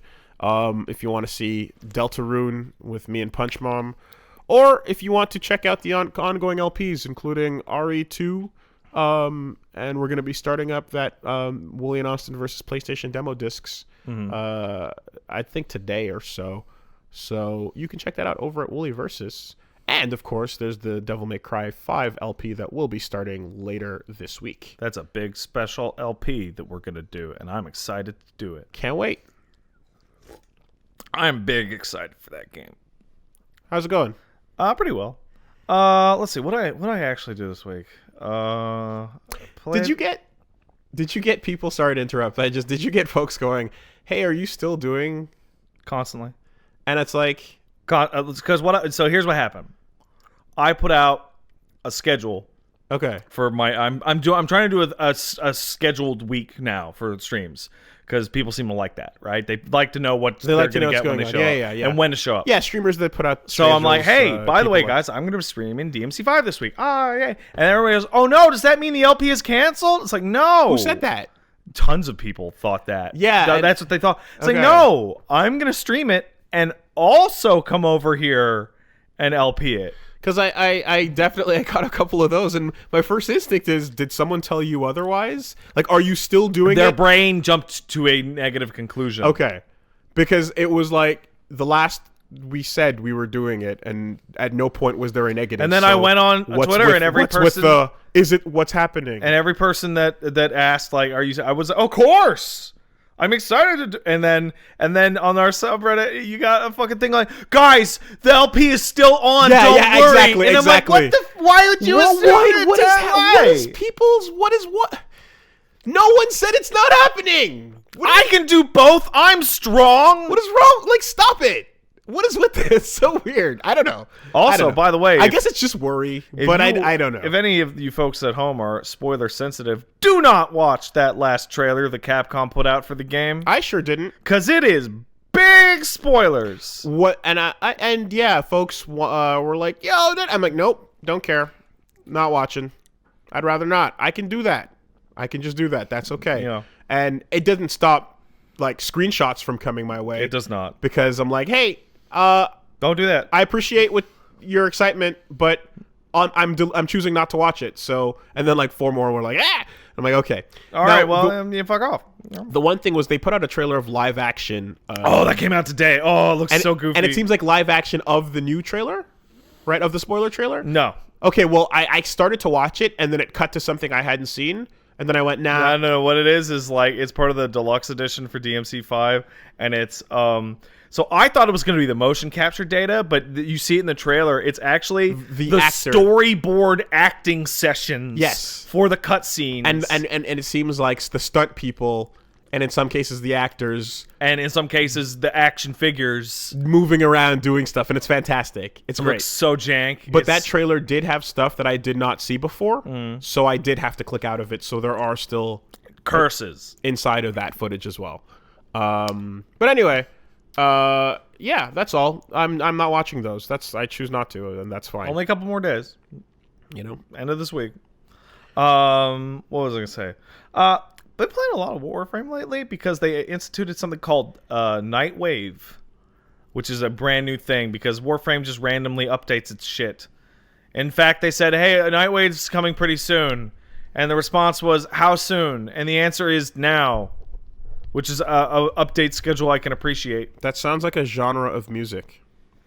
It's a radio station, in game. Well, there you go. Run by Nora Knight, who's like almost like Foxy Cleopatra style, like DJ. But this is a significant improvement to the game's structure. So it's not a new mission or anything like that, but. Wolves, when you played Warframe for a bit, did you even remember that there was an alerts tab? I don't remember anything. All right. So there's an alerts tab, or rather there was. And alerts would run anywhere from, I don't know, half an hour to an hour and a half.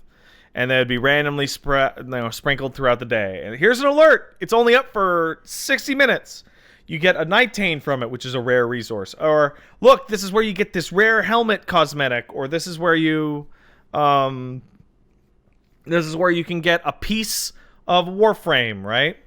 And this meant that Nightane was incredibly hard to come by because I've been sitting on a half-complete frame that I needed Nightane for, but whenever I played, Nightane wasn't on alert.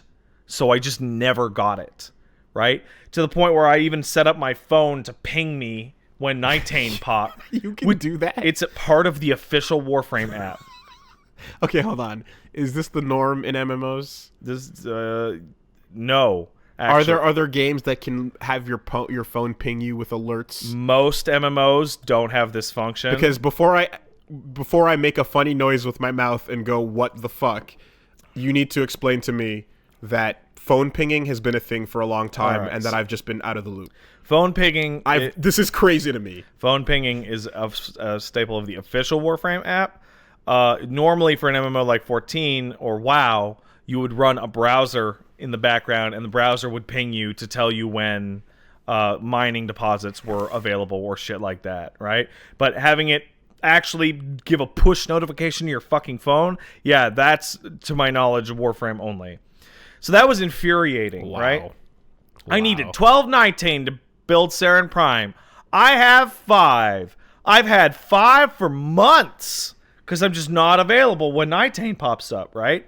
So this sucks. No one likes alerts. The rewards are terrible. There'd be alerts for like 1,500 credits, and you'd be like, I need millions of credits.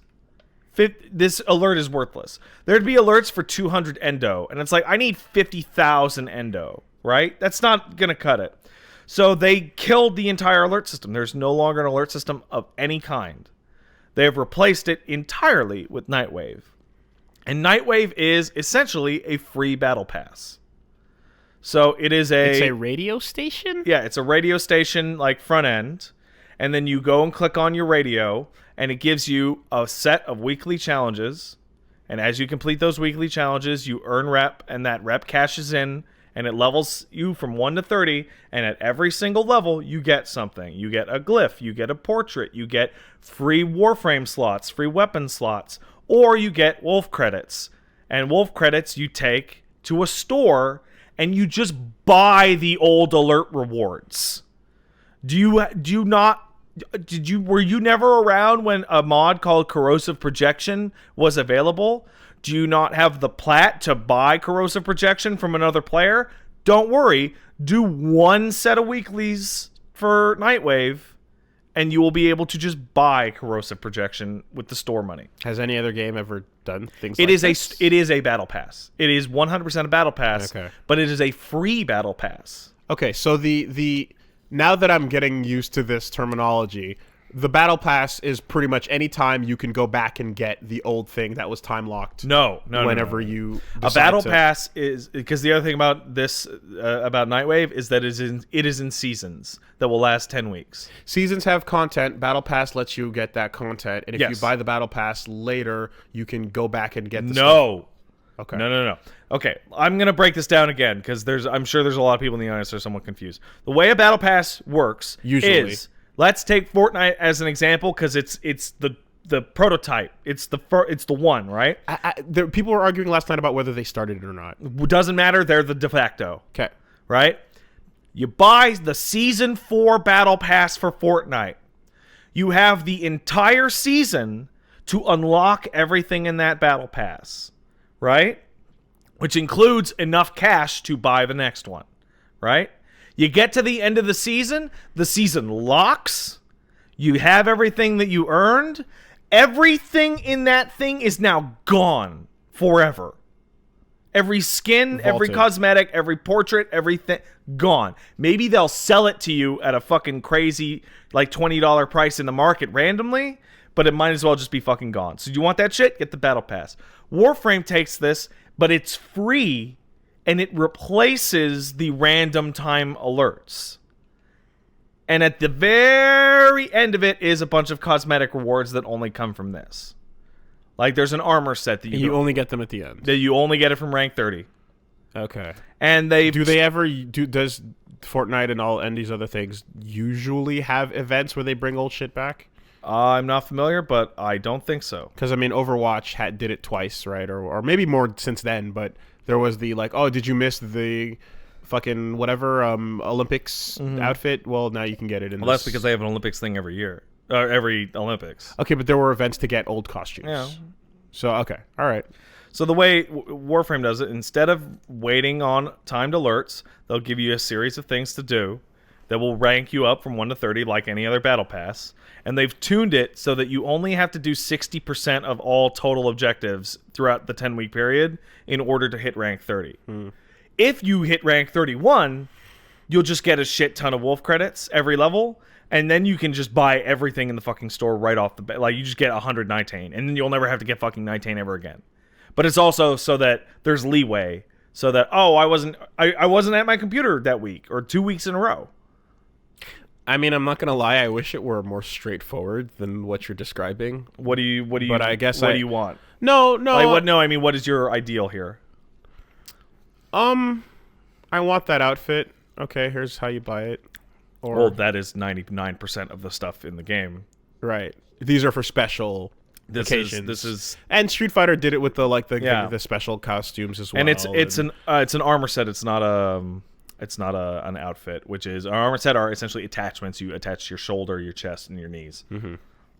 And are they like always like sort of leaps and bounds ahead in terms of just how cool they look compared to? No, this one looks all right. Okay. Some are like the Edo Prime armor set is unbelievable.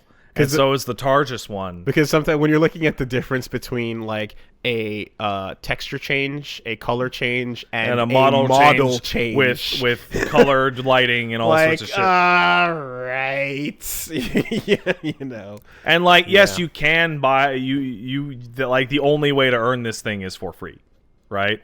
And so what they've done with this is they've used this as an incentive to push people to play more different types of the game. So last week, it's kill a Hydralist, which is a significant boss enemy in the Plains of Eidolon, right? That's a tough weekly challenge. This week, it's beat a 60-minute Kuva survival mission without you're not going to get this, but without using any life support. It's a timed mission that you're not allowed to use the thing that adds more time to the clock, basically. And you have to run it for 60 minutes, right? Stuff like that.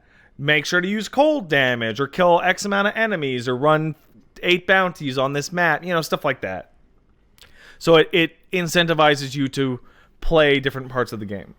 Has Warframe had... Well, first of all, can you see the player count or the number of people? No, okay. You can on Steam. Okay, but seems it is between... No, you just look at Steam's most played right now. There's a button for it. Okay. And Warframe lives between the 5 and 10 slot at all times. Yeah, I saw that. I saw a GIF of the top 10 in Steam from 2015 to 2018, and it was... That's where Warframe lives, right at 7, basically. Did they get a bump from Anthem? Not yet. Okay. Not to my knowledge. Because I feel like Warframe waves come and go. They do. But they mainly come and go from their updates. Plains of Eidolon comes out, huge spike. Fortuna came out, huge spike. New content. Right? Huge spike. They're coming in with a melee rework, which is significant. Well, you will remember this. Remember how you had to hold the button down to switch to your melee weapon? Yes.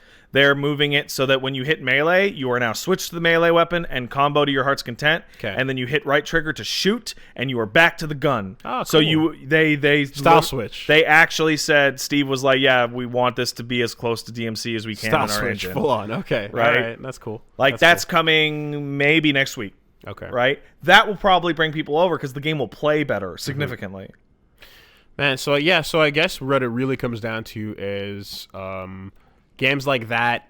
Because people are always going to kind of be on, paying attention to multiple, and as new content drops, you just all right, let's go check out the new character and her robot in Overwatch. If you like that game, yeah, because and you just kind of like bounce around on the content waves. I would say that the reason why Anthem didn't give Anthem didn't give Warframe the bump that say Destiny is because way less people were excited for Anthem. Tons of people were fucking psyched for Destiny, and then they just like, oh, right. Whereas like Anthem was kind of a joke up like 2 weeks before it came out, so it didn't do the same thing. Yeah. Okay. Also, I don't know if it's in the news, but is the fucking thing about the crashes hot off the press? Oh man, it replaced 76 in our news cycle. Isn't that funny? I mean, yeah, if you want to ascribe it to a clock, I suppose. But yeah, Warframe. Every time I go back to play Warframe, it's fucking weird because every couple weeks, like, hey, we changed this. Like, the game that I played 1 year ago is significantly different from the game I'm playing now. And that continues to be the case with this ever-shifting, ever-evolving... Well, I mean, the Melee rework's really crazy because they're changing how the game controls on a fundamental level. Deep down, my brain always has that first trailer that I watched with those 4 ninjas running around. That's not the first trailer you watched. The first trailer you watched was for a game called Dark Sector, and it was the very first 360 game ever shown. Okay, well... Ages ago. Yes. Back in fucking 2004. Yeah, and then Dark Sector came out. And it was a totally different game. I know. Because the Warframe's original name is Dark Sector. That's not where my brain goes, you know. I also hung out with some Warframe people on Sunday. I went down to Quiet Shy's art stream where she drew Nora Knight. She did a great job. I also got to chat with her and DK Diamentes and Blaze. They seem very nice. That used to be my name. DK Diamentes? No. Oh. I used to go by Blaze on the internet. Yeah, until you found out it was about the weed. Like Wooly? Yeah. Like, what do you want me to do? Yeah. Them Warframe people seem really nice. I was very glad to be there. Anything else? Nothing too special, really, honestly. Oh, I started Pillars 2 up again. Not much to say other than the fun time that I had where... Well, you don't... How much of your games do you play on the PC? Like, percentage-wise? Now, a significant more than I used to, for sure. A lot of the time, if it's easier to stream and or if I don't have to switch inputs, I'll just do it out of laziness, but also because my PS4 is getting full. Yeah. So my preference is to just jump over to Steam a lot of the time. So how much does this happen to you where I load up Pillars 2 and I'm like, yeah, all the DLC is out. The game is more or less completely finished. I beat it when there was none of that. I beat it 2 full version numbers ago. So they've reworked a bunch of stuff. Cool, I'll replay it, right? Wow, this stuttering is terrible, and it didn't used to be there. Fuck. Days of troubleshooting, right? Days of troubleshooting. And, you know, I have 4 other friends that I have that are playing the same game right now. It was like kind of a thing where, you know, a group of friends like, hey, let's all... Yeah, and Resurgence? Yeah. Nobody has it. Just me.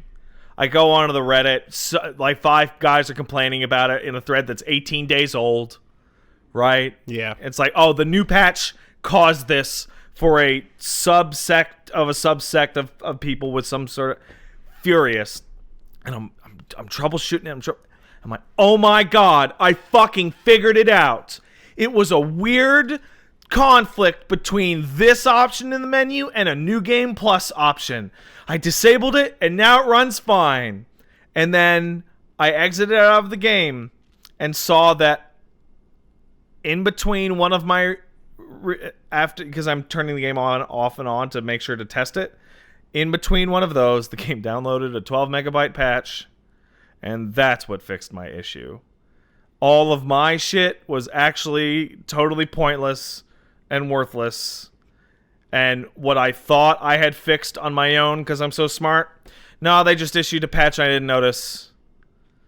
And they fixed it. The other day I tried... felt stupid. I mean, that... Yeah, you should. But there's weird shit because the other day I tried to do we did a Third Strike stream. I had a good time, and then at the end of it I tried to switch to Yatagarasu, and at some point a patch came out that makes that game not work anymore. Great.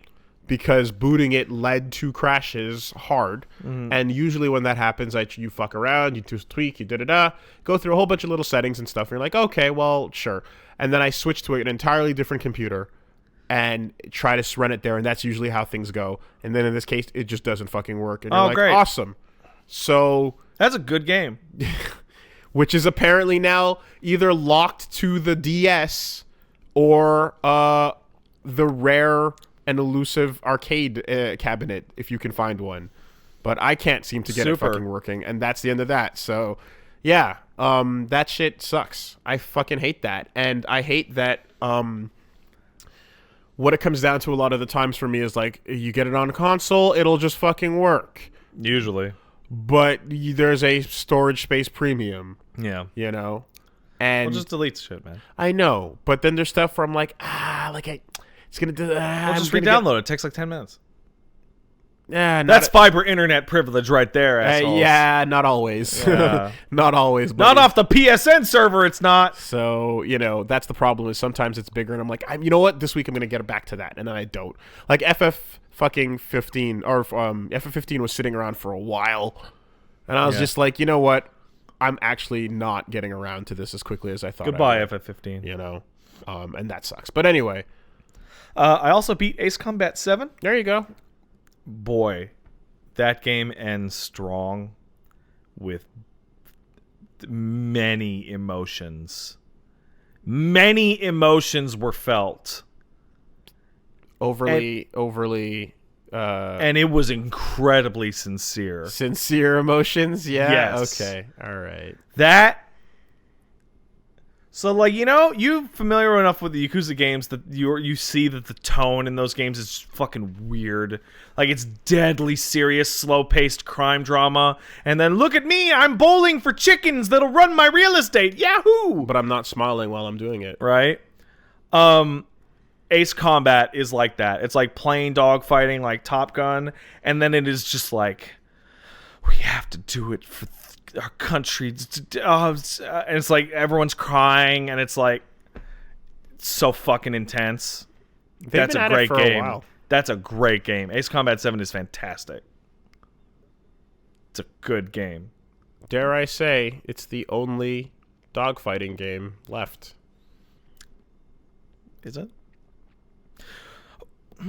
Is there anything... What about Tom Clancy's Hawks? Well, this is where we're going, right? It takes a couple seconds to get there. And if you're not going to the arcade cabinet for Afterburner, then where else are you going? Nowhere relevant, clearly. I legitimately cannot think of a single other dogfighting game. Shoutouts to Skyrogue, the people that it's the whatchamacallit, the Drift Stage team. Yeah, had that other game as well. Yeah, Ace Combat 7's owning it. It's a great game. Yep, fantastic. That's it for me. So if you want to see more of me ramble on about this stuff and play video games, you can check me out at twitch.tv/angriestpat. Okay. That's twitch.tv/angriestpat. Let's take a quick word from our sponsor. Let's do that. This week, the podcast is sponsored by Netflix. Hey, Netflix. I'm obsessed with this podcast. Ever watch something and become so obsessed with it that you can't wait to talk about it with your friends? Yes.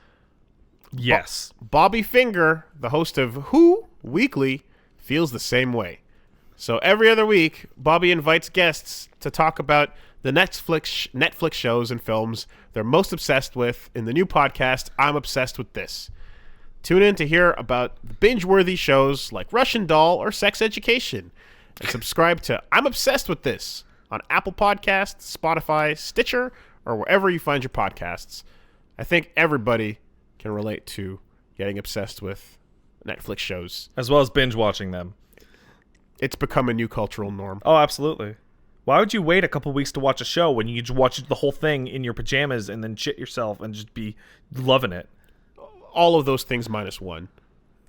But yes, that's the I'm Obsessed with This podcast. Thank you. Appreciate it. All right. So, I guess the newest story. Oh, we're doing... Okay, yeah, let's do that. The hot off the press story. The hottest press. Because it happened while the podcast was already live. Yes. Is that Anthem players say the game is shutting down and even sometimes bricking their PS4s. Yeah, I saw this morning on the way over here. I saw it as we started. So this story is really wild. So let's break down what a crash looks like on a console, right? You have 10 different kinds, right? You got a PS4 specifically. You got, I hit a button and then it goes to that blue screen and says your shit crashed. Well, first of all, I mean, not to get all fucking QA on you. There's fair enough. Go for it, man. There's different terms that have different things. So there's a suspension. Yeah. There's a hang. Yeah. And there's a crash. Right. So a suspension is... A suspension would be when it's almost like in certain any time where like it's a console that basically looks like it goes to sleep almost. Mm-hmm. It would be when like things are literally just gone to like a black state. Oftentimes you can still hear what's going on. The things are still loaded, right? The game is still running. Yeah.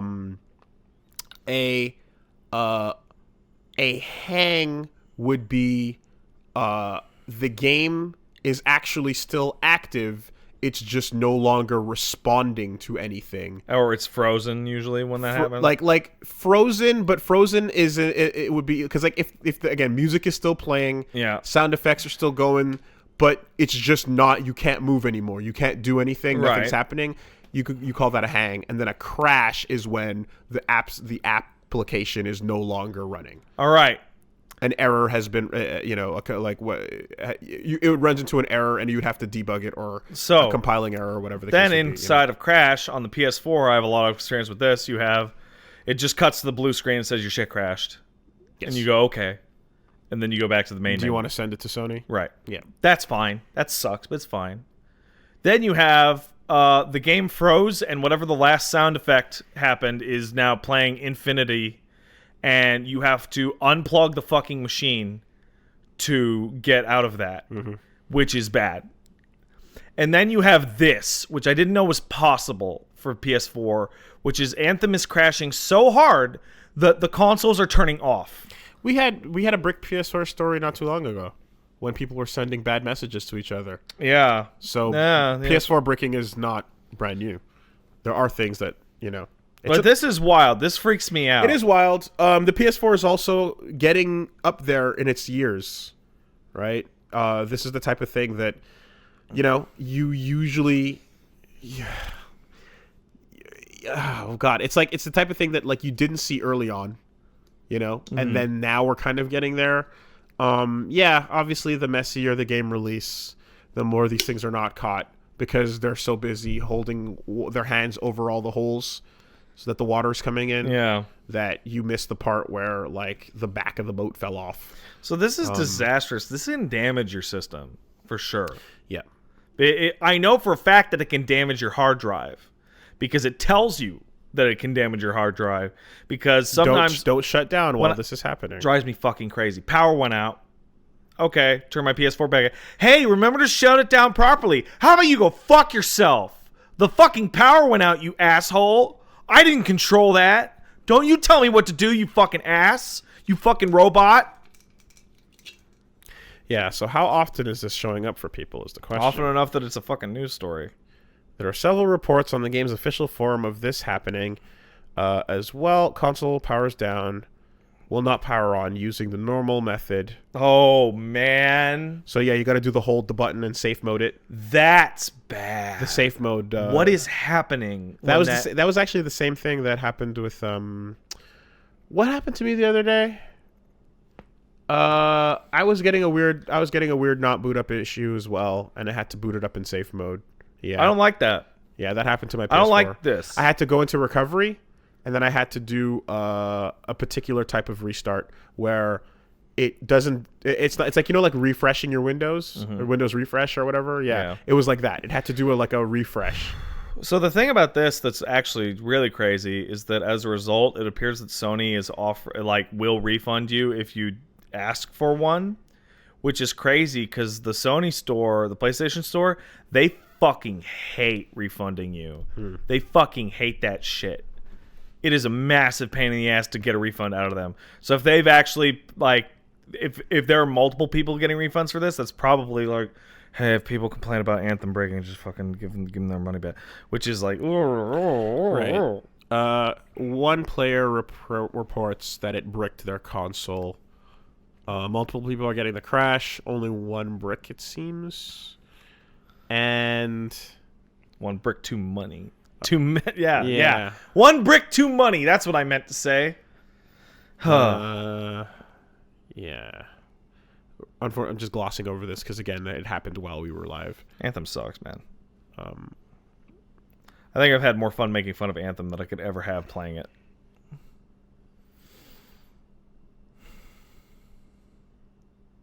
Ugh.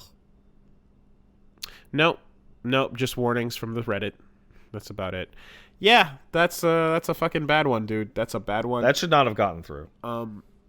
I still really, really, really hope that they can patch this into something good. Like, it would be cool to see it patched into something good. I don't think that's actually possible. I think it's possible, but I think it's going to take a very long time. No, here's the thing. Here's the thing. and right? Because here's the thing. The original first story on the docket was that BioWare deploys a patch to fix their loot problem, as discussed last week, where we were talking about how it actually is like it's a number. Yeah. And you can modify that number to adjust. You can juice it. You can to fix that loot problem that we're talking about. Where I'm like, yeah, no, it's not going to take them a year to do this. It's not that. So we were talking last week about the problem with you getting weapons that are worthless. Yeah. And the tethering timer and such. And yeah, basically they put out a hotfix note saying that the inscriptions are going to be fixed. Masterwork crafting costs are going to be fixed, and a lot of and the whole thing about you getting worthless items is not going to happen anymore. So here's the thing, Wooly. The technical state of the game and stuff like this is one thing. The design of the game is the other thing. Yes. The design of the loot game they have created has serious fucking problems. The main fact is that the guns are all the same. For a loot game, that is a fucking problem. Because you just want the biggest number then. It doesn't even matter what gear you get. Right? Mm-hmm. And the design problems, those take forever to fucking change. They usually come alongside expansions. Depends on the nature of the design problem. Depends on how deep-rooted it is. And depends on whether it comes down to, like I said, values need adjusting is one thing. This core system mechanic in the loop should not be there is another. Yeah. Right? What we were discussing is values need adjusting. This happens. You get a thing that's shit, or what you get is not what it should be, or the rates, or you know what I mean. Like all of that is very tweakable, and you can hot fix that. But we've seen miracles happen in the sense of No Man's Sky. I wouldn't call that a miracle. We've seen giant turnarounds happen in the sense of No Man's Sky. They kept working on that game for years and years and years. We've seen bad launches turn into better products in the form of No Man's Sky. What concession do you want here? It's a different thing. I don't want a concession. I have zero faith that this game will be improved to the point of goodness. Yeah, that's fine. That's plausible. Take that as your word. I'm merely saying that I hope it does. Yeah, because that'd be cool. Then that'd be cool. But I doubt it. I mean, Warframe will still exist. Nothing's going to stop that from existing. What does that have to do with this? Oh, because no, like chat was like, but Warframe. Yeah. So I was just like, yeah, Warframe exists. Yeah.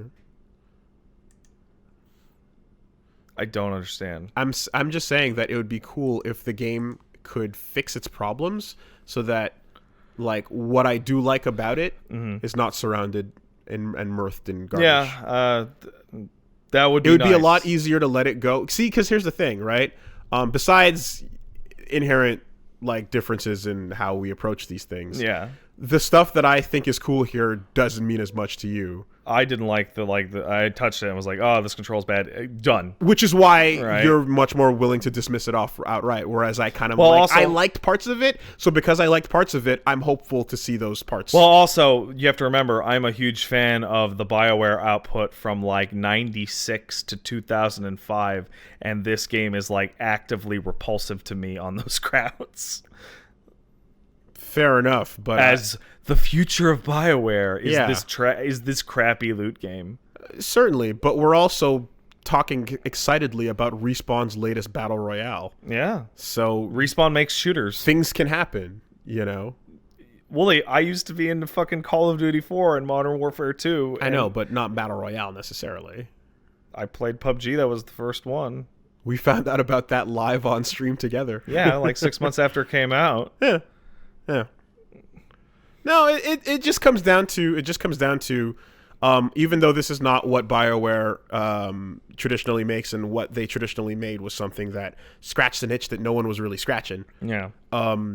What they decided to swerve into is a thing where I'm like, oh, but I do like those robots though.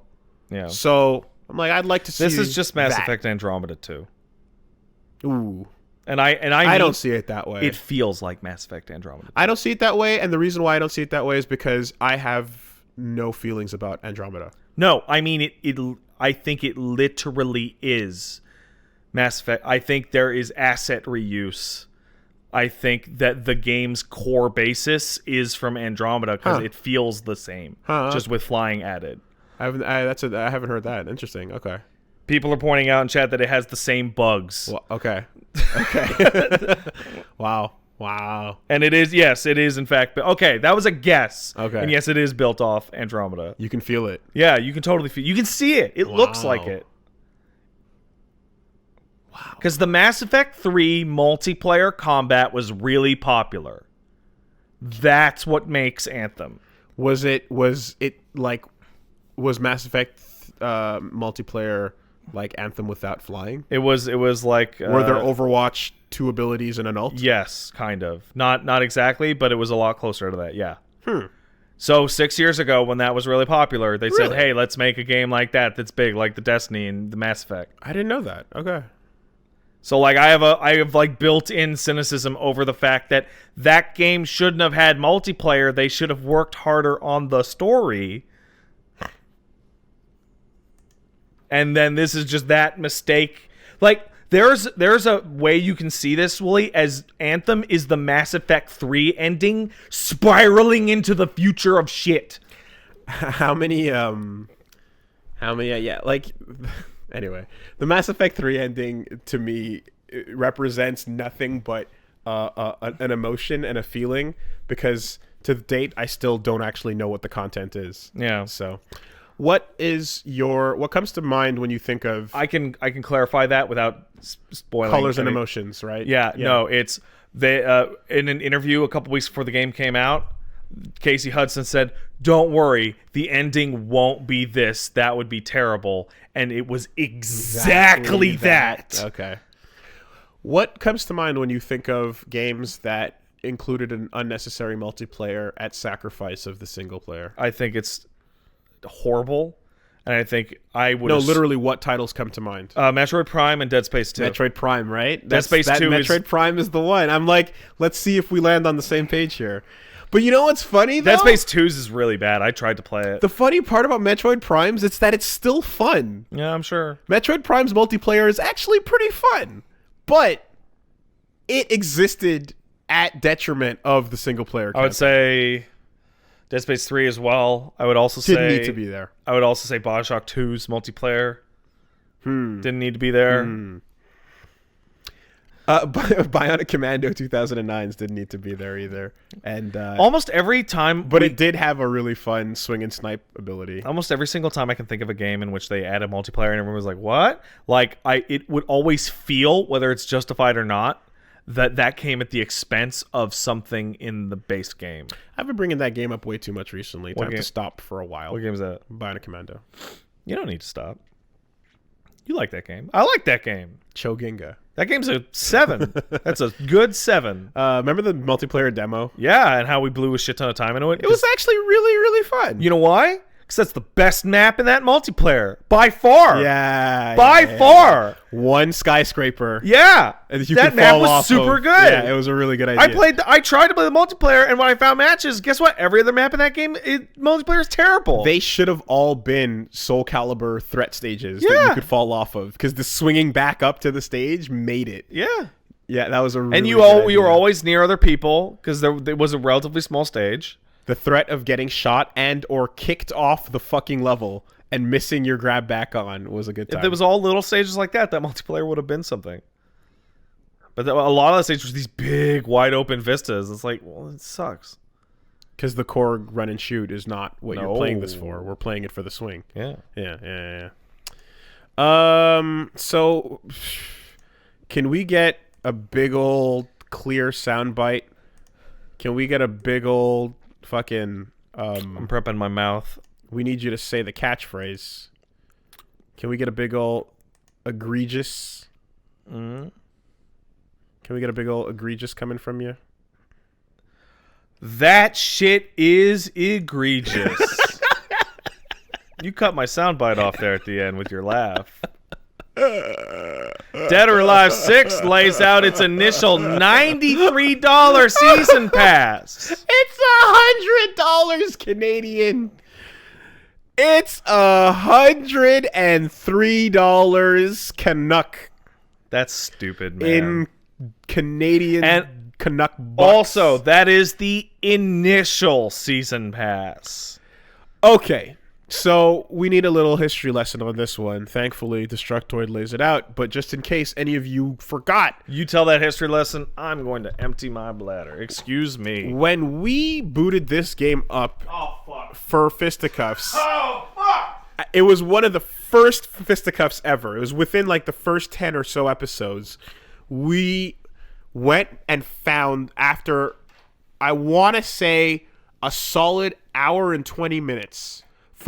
minimum 50 minutes, maximum an hour and 20 or 30 were spent updating patch after patch, update after update of costumes.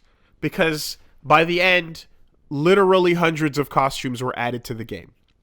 Right? Every girl had multiple bikinis, and the multiple bikinis resulted in gigs and gigs and gigs of downloading.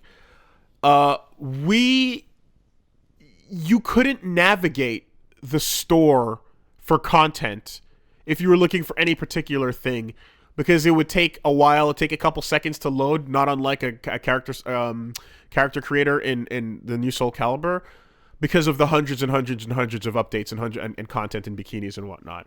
When you tallied it all up together, which we couldn't do at the time because the list was endless, you got to literally over £1,000 of paid additional content. Convert that to what you will in American or Canadian dollars, but literally thousands of dollars of DLC were put into into Dead or Alive 5. If the game were free to play, Shrug. I would still be like, really? $1,000 plus. Well, they're catering to the anime titty figurine market here, but there's a buy-in. But I have never seen a company put on their fucking Captain Ahab as hard as I have than fucking Tecmo here.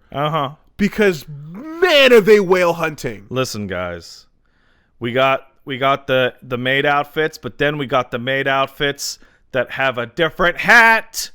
$35. The new season pass has been announced. It's not announced. It exists. It's up for sale on Steam. You can go look at it, and you can click the button. And it is a $93 season pass. Or, if you're in England, £74. Or if you're in Canada, let's check it live. $102.99 plus tax. The base game, Dead or Alive 6, with bonus, is $62 Canadian. Dead or Alive Digital Deluxe Edition with bonus is $82 Canadian. That's with the 10% off Steam discount, of course. And the content on its own, the additional content. This is not a premium version. This is just the DLC. Season Pass is $100. So after you've purchased it for $62 to $82. Do you remember when DOA 5 got its PC port? And Tecmo Koei came out and said, "Hey guys, please, please, please don't make any, nude or creepy mods for the game because that would impact its possible future on the PC as a series," right? You know what that really was? Please don't learn how to mod costumes into the game because that's where we make all the money. Hey. I've seen screenshots floating around of what people can do with DOA 6 mods. You can change the body size. You want a bunch of big fat ladies with giant ass fucking milkers? Go for it. Elizabeth should never be seen in a compromising position. Whatever you do, don't do that to Elizabeth. I think Ken Levine even said something like it's like she's the team's daughter. This is really screwed up. And everyone was like, you made it worse. Everyone was like, you just oh, where did this come from? I think that was the same interview. It's like it wasn't there before, but now it is. Uh-oh. Oh no. Oh no. Modders that were otherwise completely uninterested. Oh, you told me not to? Are now showing up. Artists that had no stake in the game suddenly have skin in the game. Well, anyway, Dead or Alive, day one. What are you getting for that $93 to $100? That's a good question. That's a good question. All right. Thankfully, there's a helpful little JPEG that we got here. These things are nightmarish. So, the little infographic shows you the update plan for DOA 6 and the Season Pass 1. Season Pass 1. There's going to be multiple. The first one is going to include the Nico bonus costumes, the Neo Tengu bonus costume, the Wedding Out costume set, Volume 1 and Volume 2, entry and victory scenes, which is actually a free update because the game is currently lacking both of those things. Fuck off! Lobby matches, because the game is currently lacking lobby matches. My laughter turns to frustration. And then in April and May, we're going to get more victory and entry scenes as they're missing, but the new costume sets also. So series and series and series of costume sets. And in terms of actual playable content, and then another additional character are coming out in June. And that's what you're getting. Fuck this. This is outrageous. You're getting 2 characters. This is egregious. And what appears to be more costumes than you can possibly deal with. This is the fucking template of like, fucking who cares about the game part? Just fucking make more DLC. Well, it makes me feel a little bit silly about BB Tag's pass and how we were going like, wait, why is this so expensive? It's all the road to more worse. Because you're looking at like the 20 characters and going like, Wooly, this is really important. This is incredibly important. Do not feel silly. Because this kind of thing is about eroding what you think is fucked up over time. Right. This is so bad that it makes you look back at cross tag and go, I guess that was fine. No, it wasn't. Yeah, because you're going like, man, that's a lot of money for the 20 characters, and these are existing sprites. And come on, But now you look back and go, that was 20 characters that you played as in the video game. At least This is 2. I eagerly await this week's Jimquisition. Now, guess what? Guess what, right? Outside of Mai and whoever that other guest character is, like, yeah, that's all cosmetic. That's all outfits and bikinis and wedding dresses. And it's all for those who really, really care about it that much to that degree. They need it.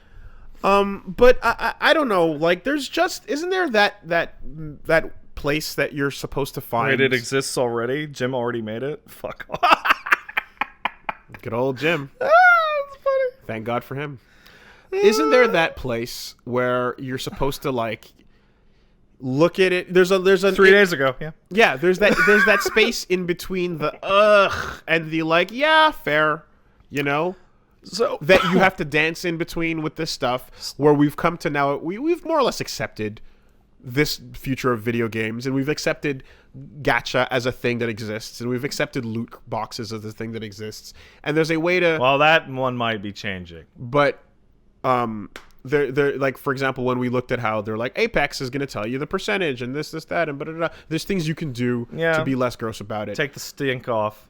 And that's what it is. And so you kind of wonder, like, is this...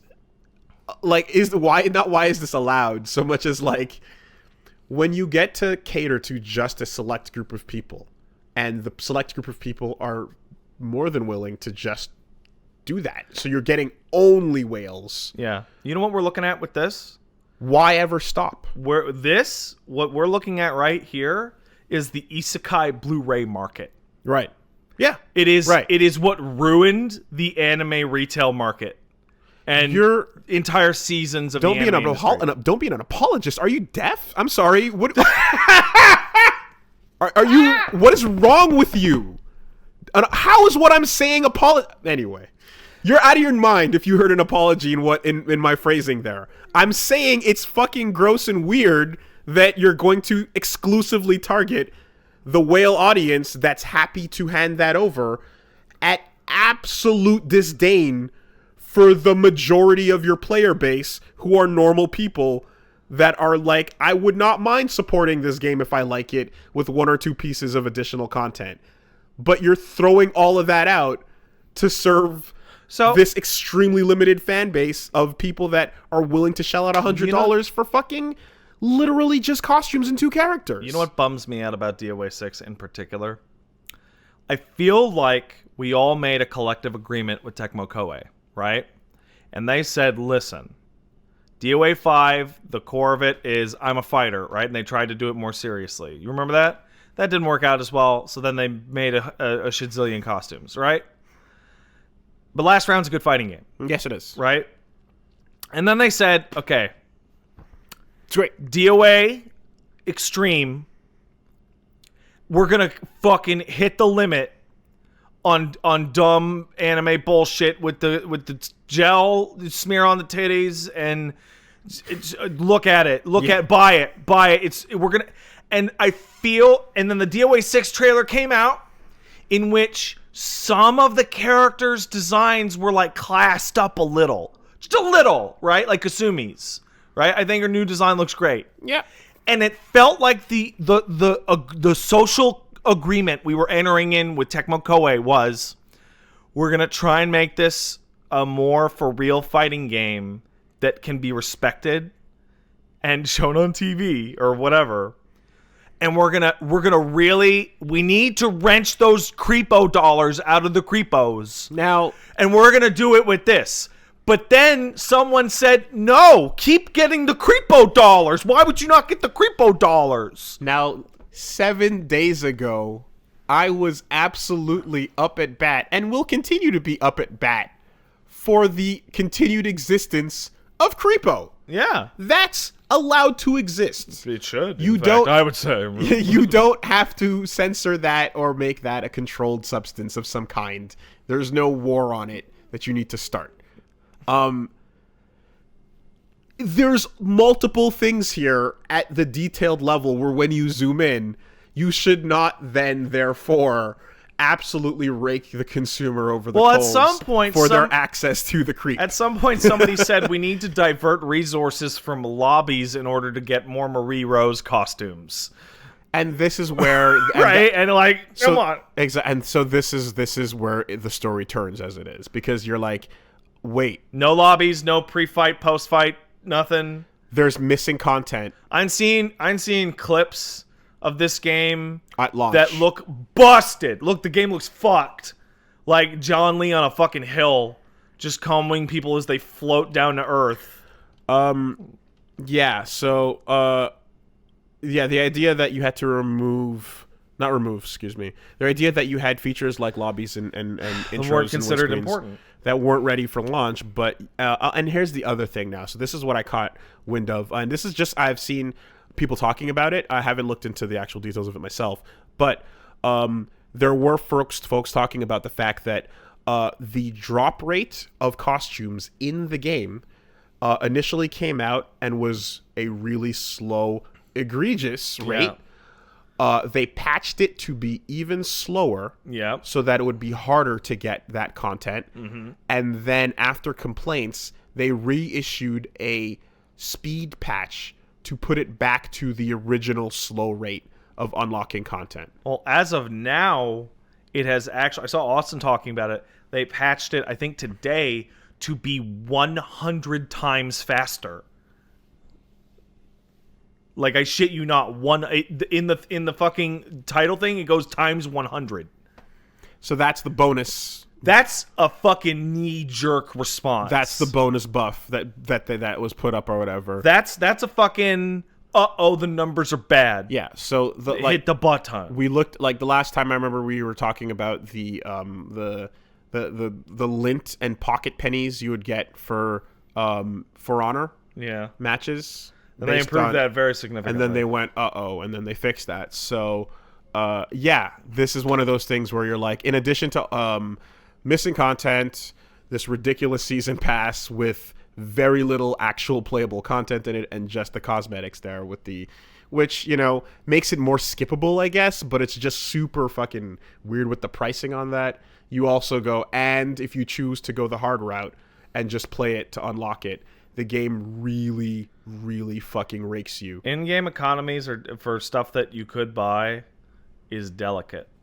You have to tune it so that people think it's actually worthwhile to do at all. Or else they won't even buy them. It's been a long time since the greed has been this outrageously out on display. Yeah, it's pretty fucking bad. So there's no way. Wow, I'm looking at a picture of a Kasumi in a wedding dress. That's and all Kasumi in a wedding dress. Marry my digital waifu. There she is, just for you to marry. That.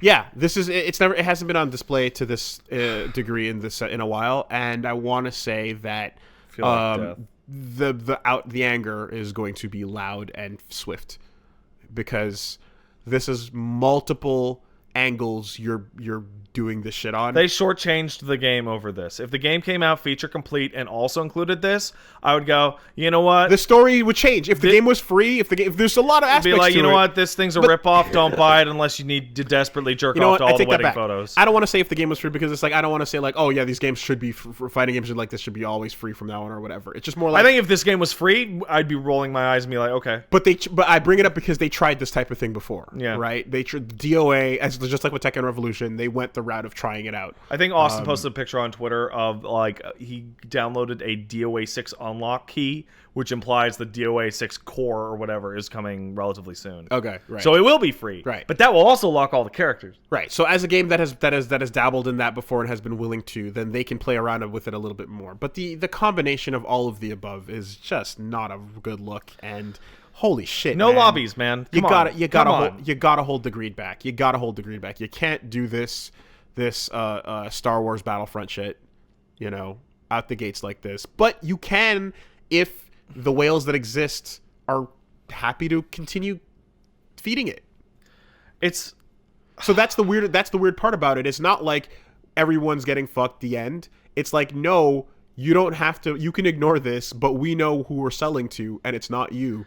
It's these folks. and they're okay spending that money, so we're going to lock it behind this ridiculous thing. They could have charged 3 times that amount. I'm not an economist, but I do know a couple things. And it is one of my professors told me way back, one of the core tenets of economy or whatever, and it's important to not get too short-sighted, because a lot of people say that the purpose of a company or a product or whatever is profit. It is to make money. Mm-hmm. And the answer to that is no. Mm-hmm. Products are supposed to make money. Companies are supposed to create value. And that is the crux of what the stock market is. That's why Amazon does well, even though Amazon makes no money. It makes negative dollars. But it is so valuable that people keep pouring money into it, right? Games can be looked at kind of a way. This will make a bunch of money, but it makes Dead or Alive as a franchise less valuable overall and will make people care less overall, and it is short-sighted. Nintendo, for all their weird-ass faults, clearly tries to make the best goddamn Nintendo games they possibly can. And as such, when a successful console like the Switch comes out, everybody goes, yeah, fuck yeah, Nintendo! I love Nintendo games! They're good! Let's go buy a ton of them! And they make a shitzillion dollars. Right? When it comes to Dead or Alive 7, the conversation is now going to revolve around, well, is it fucked up? Does it suck? Instead of, oh, I love that series. I'm gonna go get it. It's short-sighted. And that's what happened to the fucking anime industry. Look how fucked up Blu-ray costs are in the anime business. You want 3 episodes for $90? It's got the true ending to the Persona 4 anime on this Blu-ray. Fuck off. Hey. Aniplex. Okay. You piece of shit. You ready? You ready? Yep. Okay. You press start. You get a main menu. You take that DLC or that store menu. You remove that. You replace that with the word Victoria's Secret. You press it. You enter in, right? You enter into a boutique. You select a character. That's right. Right? I pick Christy. Got it. Or Tina. Yeah, sure. So Tina shows up. She's wearing normal outfit. You're at the mall, virtually, first person. She's with you, and then she goes, hey, how's it going? Sorry I'm late. Yeah. You ready to go shopping? Yeah. Okay. You walk forward, first person view. She's next to you. Yeah. And you walk from rack to rack with real outfits and bikinis. Yeah, and real everything branded there, Victoria's Secret stuff. hanging on the racks. And you have these moments of like, ooh, how much is it? And then she holds it up to the mirror and you look at it in the costume and you see the real price. The real price. And then she goes, should I try it on? And you should try it on. And then she blushes and then it cuts to a thing. And then you fucking feed the money in. And then you feed it. And then you feed it. Yeah. And then those poor souls lose their mortgage. That's fine. Because every costume you buy comes with this fully immersive buying your girl her lingerie I should mention, scenario. You don't need a video game. You can run this scam for real if you so desire. However, and you just take that, and that is every Dead or Alive piece of DLC. You throw it under that filter, and you let the purchasing process be flowered with this level of pomp and circumstance and roses and fucking glitter. Willie, that's what DOA Extreme is supposed to be. They spun it off into its own game. Yeah, basically. But then they said, no, we want it here too. Yeah. We want you to buy another game, and that other game is all these bikinis. But also get your bikinis here. In fact, where you're paying for something that is more than 150% of the cost of the game by the end of this. Yeah. Because we don't, you're going to get another season pass at some point. My favorite way which is going to be at least the same price. My favorite way to measure DLC and measure the trend of DLC. How much does the DLC cost? What is it as a percentage of the game? Right? Jetstream Sam in Revengeance. Yep. His DLC cost, I want to say $15. Is that what it cost? Don't remember. Something like that, right? it was about 30-ish% of the game over, but as a completely new character. Game 60. That's worth it. That's totally worth it, right? Pillars. This DLC, the RPG's about a 60-ish hour game. DLC comes out, adds a bunch of new features. You can't really wrap that into a percentage, but you can do it, ballpark it. Adds a big new huge area in a quest. Okay, maybe that's 10% of the game's total content, but it adds a bunch of features and items. What is that, $10? Okay, that's worth it, right? All right, let's look at Dead or Alive 6. Okay, the core game... Sam was free. Sam was free? Really? Jetstream Sam was free. Was Blade Wolf not free? I don't remember. I'm just quoting chat. I don't remember that. Well, shit. Even better example. Now let's take Dead or Alive 6, right? All right. The season pass contains two characters. PC. Right. Okay. It was free on PC. Yeah, you had to pay for it on the consoles, guys. There you go. Okay. Comes with a bunch of costumes. Let's say it increases the total amount of costumes in the game by 50%, right? That's a generous estimate. And two characters as opposed to 20 in the base game, right? What is that a total content of? 20%? 25% if you care really a lot about the costumes? But it costs 150% of the game. That's absurd. That is fucked. That is super fucked. So do you think that the percentage at bare minimum should be reflective of the percentage of the price? Ballpark. Yeah. Of some... If you buy a DLC that costs $5 on a $60 game and the game's really long and feature rich and the $5 DLC you bought was a hat... Yeah. That sucks. Yeah. Unless the game is fucking free.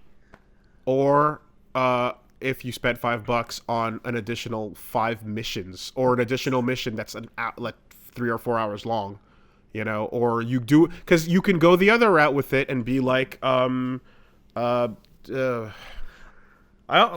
Knight. Yeah. Where you're undervaluing yourself too much. I don't think that hour count is a good use overall. I think feature, sure, all that should all be rolled in. Sure. And just be how much more value did this add to the game?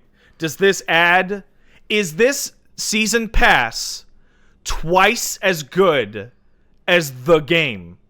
Now, here's the question, right? We don't know how many bikinis are rolled up into that number, but we can assume that if it's to match DOA 5's amount, it's going to be in the hundreds. What number of pieces of cosmetic content would be appropriate to be over the cost of the game? Would 10,000 outfits Well, see, it's really be funny enough? Because we talk about, let's take the free example, right? Because that screws the math up. How much more cosmetics per dollar is there in Warframe than the game? Infinity. Yeah. Right? The math doesn't work. For a game that you buy like this, I don't know. I really don't. What's the number? I don't know. But I know it's gross. What is it? I don't know anything about art, but I know what I like. Right? Yeah. And there's also, I think, an old Supreme Court case in the U.S. where it's I don't know what obscene... I don't know how to define obscenity, but I know it when I see it, or something like that. Yeah. This is obscene. Because... this is obscene. And not because of the titties. Those are nice. Because, again, if I'm, My brain will tell you, like I said, you get that Victoria's Secret menu in there or whatever. You spin what you got to spin. Yeah. You know how you spin this? You go, hey man, that's 10 cents per outfit. Yeah, sure. If it's 10 cents per outfit, holy shit. Look at the value. If they say, hey, if that wedding pack isn't one wedding costume per character, it's 35. Okay, you know what? That's pretty crazy, actually. But it's not. It's one. For most of them. I bet it won't... Or what if they were $1? Well, that's a value of $1 per costume. Yeah. $100, you're getting 100 costumes. Okay, you know what? Fine. But it's not. You know it's not. It's going to be a ridiculously large amount. It's going to be the over entire... time. It's going to be, if we're looking at... Season pass... I don't think for... Right? Hey, let's look at it. Let's assume each one of these sets is the whole cast. No, it's half the cast. Costume set 1 is going to be all the girls, and costume set 2 is going to be the guys. Okay, so you think the volumes represent... Yeah, okay. I do. So you think that this is actually one set of costumes, 2 sets of costumes. Yeah. And then that's it. Yeah. $2 per costume. If there's 50 characters or whatever the fuck. But also, it's like, hey man, you need every costume. Yeah. It's a fucking just... I want to be able to respect DOA as a fighting game. I mean, that's hilarious. That's and it's sentence based on the history of DOA. I know. Here. But DOA There's a couple of those games that are fantastic. DOA gameplay has gotten way, way better with the recent games. Yeah. Yeah. But like, and I don't mean because it's a creepy anime game. There's tons of creepy anime games that you can respect. Unist is a creepy anime game. But it's just an anime game. Yeah, you heard me. But like this, like the product is like slimy. Like the business aspect of this game is like repulsive. And it sucks. MyDOAcams.com. Oh boy. Yeah. Anyway.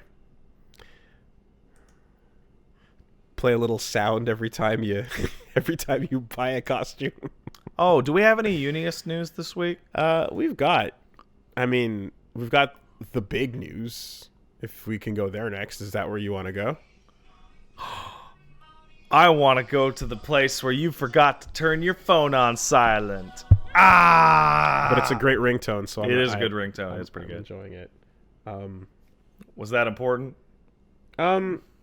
Breaking news. Oh, fuck off. Are you serious? If it's not breaking, I'm going to blow it up. Oh, I love that! I get sometimes when I finish the podcast, I check my Discord and Twitter. People are like, did you see this? I'm like, we talked about it last week. If you're going to do this live because you know I'm live and it's not a thing and it's not big breaking, all right, I'm going to blow it up. Who do we got sending this in? Critical Role animated special fully funded on Kickstarter in under 1 hour. Cool. Featuring voice actors from Persona, The Last of Us, Spider-Man, PS4, and more. Well, the people on Critical Role. Critical Role, the long-standing live stream Dungeons & Dragons game featuring various voice actors, has had an animation Kickstarter, and it was fully funded in under an hour for a goal of $750,000. I'll believe that in an instant. That makes perfect sense. That's pretty cool. Do they get the D&D license? Ooh. I don't think they have to. Yeah, I mean, do their own fucking shit. Harmon Quest didn't have to do it, right? Is it ubiquitous enough that you can just be like, fuck it, it's D&D? Let's see. I don't know. It says Dungeons and Dragons right there on the Kickstarter. Okay, so yeah, they got it. So I'm going to assume that Matthew Mercer actually got the license. That's cool. That is... Like, Critical Role is one of those things that I heard about it. I'm like, that is the best idea. That is such a good idea. Oh, voice actors doing D&D? Yeah, I mean, but D&D playthroughs and D&D LPs are just becoming, like, the absolute norm. Yeah, but what I mean is, like, get doing it with Matt these Mercers professionals, and the remainder just fucking voice acted to shit. Titmouse is the animation production company. Oh, they do stuff. They do seen tons them of at stuff. the end of stuff. Yeah, it's over 2.6 million now. There you go. Cool. All right. That's dope. That's good. I have not watched Critical Role. I have no interest in watching Critical Role. But that's cool. I would be bored to tears watching it. I think that's fine. Cool. I've done Table Lords. There's a fun thing to it. It just rolls into the thing of like, why would I ever watch anyone play games? That's stupid. Yes, I know. Yes, I know. You don't have to tell me that that's hypocritical. I know. I think it's cool, but there's also been a very clear like, when are you guys gonna? And I was like, yeah, I wanna do stuff. Maybe we'll see. Anyway, I was in the middle of clicking on a link. What link is that? It's a link to a tweet. It's a tweet that shows some footage of Key and Peele walking around, doing some fighting games, doing some handshakes, Me, Jump Force, and SNK Heroines. Don't even touch me. And that's the end of that. So the EVO lineup for 2019 has been revealed, and it has been a dramatic event as to who is there and who is not. Lots of fun stuff. So who's on that list, Wolves? Well, that list, as we saw, consists of predictable entries such as Dragon Ball Fighters and Street Fighter V and Tekken 7. And then, of course, Smash Brothers Ultimate, because why not? Yeah, it's a new Smash game. It should be there. But then we got some big shakeups and surprising entries, such as Under Night in Birth EX Latest. Wow. Unexpected. And Samurai Showdown, the new one that's not out yet. That's weird. Is now on that list. Then there was Mortal Kombat 11, Soul Calibur 6, BB Tag, and that is it. That's it? That's it. There's I don't your understand. 9. Where's Melee? Melee is not happening this year. What? But why? Well, it's time to move on, I guess. You know, it had a good run. It was there for, what, 6 years? It was there for a pretty long time. Not sure how many years, but it was there for a long time. It had a good run. Interesting, different reactions. A lot of the Melee community kind of being like, yeah, fair enough. A lot of the top Melee guys kind of being devastated because, I mean, It's actually a mixture. That's their game. But here's the thing, though. I've seen both. I've seen clips of Armada kind of going like, this is the only game where people... It's not like other games where people are sheep, and it's like, oh, man, that's a bad look, dude. I was just looking for that to make sure that I got the name right. Yeah. Yo, Armada, you're a fucking dumbass. You are a fucking asshole. That was the thing that got, like, that came across pretty badly. But the reason why people hate Melee is because everybody else just goes from game to game and they're all just sheep and they're mad at Melee players for not being sheep. You fucking pompous dickhead piece of shit. That is why people are cheering for Melee to be gone. Because of people crying about how, well, they didn't give pros setups for themselves. What do you mean free play is for everyone? How come they didn't give the Melee players their own special rooms better than everybody else? We deserve it. It's Melee. It's more important. Fuck yourself, you fucking ass. You fucking head up your own fucking farts, asshole. God damn it. That is like the encapsulation of everything frustrating about everything to do with Melee. I think that's a bit much. I think that's a little bit much. That's a hell of a pop-off right there. I don't think it's much at all. The attitude of I'm better than you because is probably the thing that drives me the fucking craziest in the world. It's a bad look. It's like they only hate us because they ain't us. No, we hate you because you're an asshole. There was another. There were other Melee players that kind of went like, yeah, fair enough.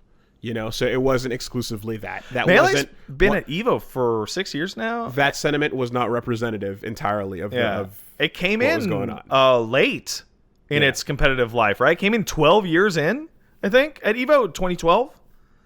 And Smash Melee came out like in 2000 or something. Yeah.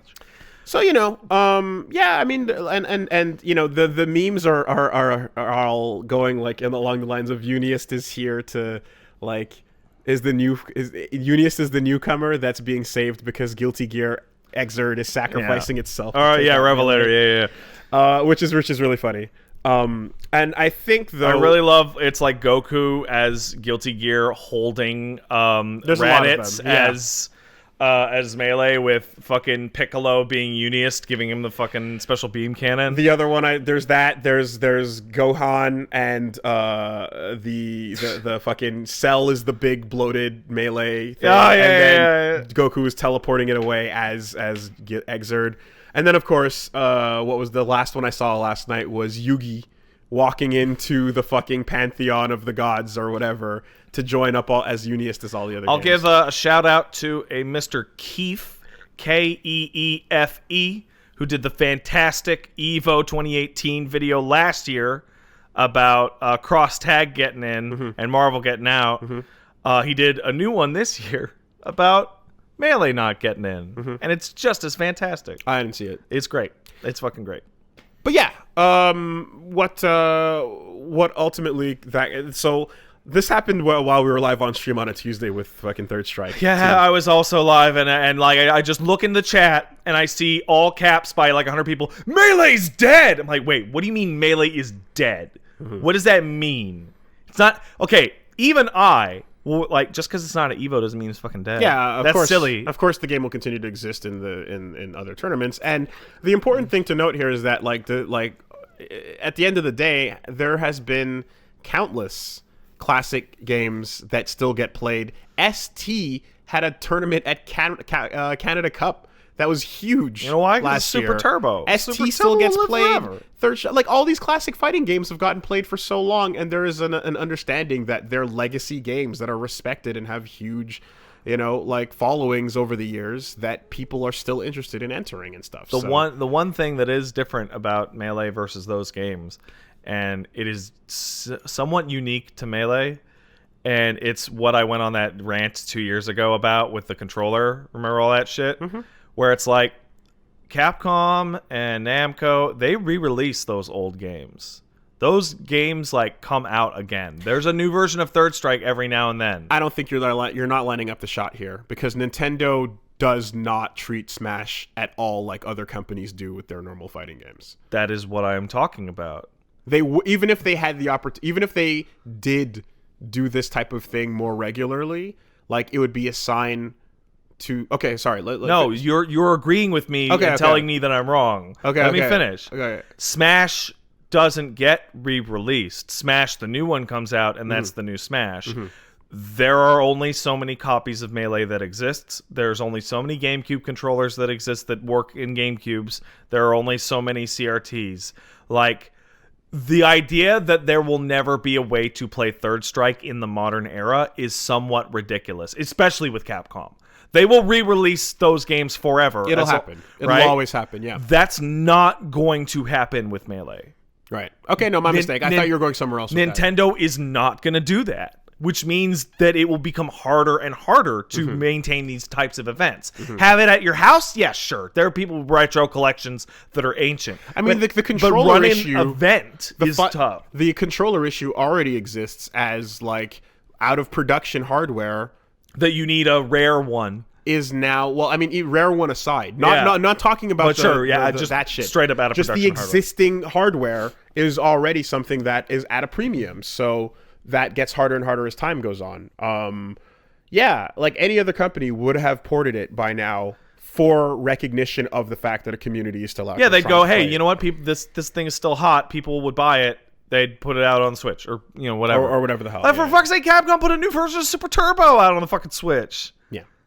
The game came out in '94. I mean, if it ever got, but don't get it twisted though. Like, if it ever got to the absolute worst situation where there was no GameCubes ever available ever again, and the controllers no longer worked, and we were just too far into the future, they would self-port it to the new thing and get the controllers in themselves.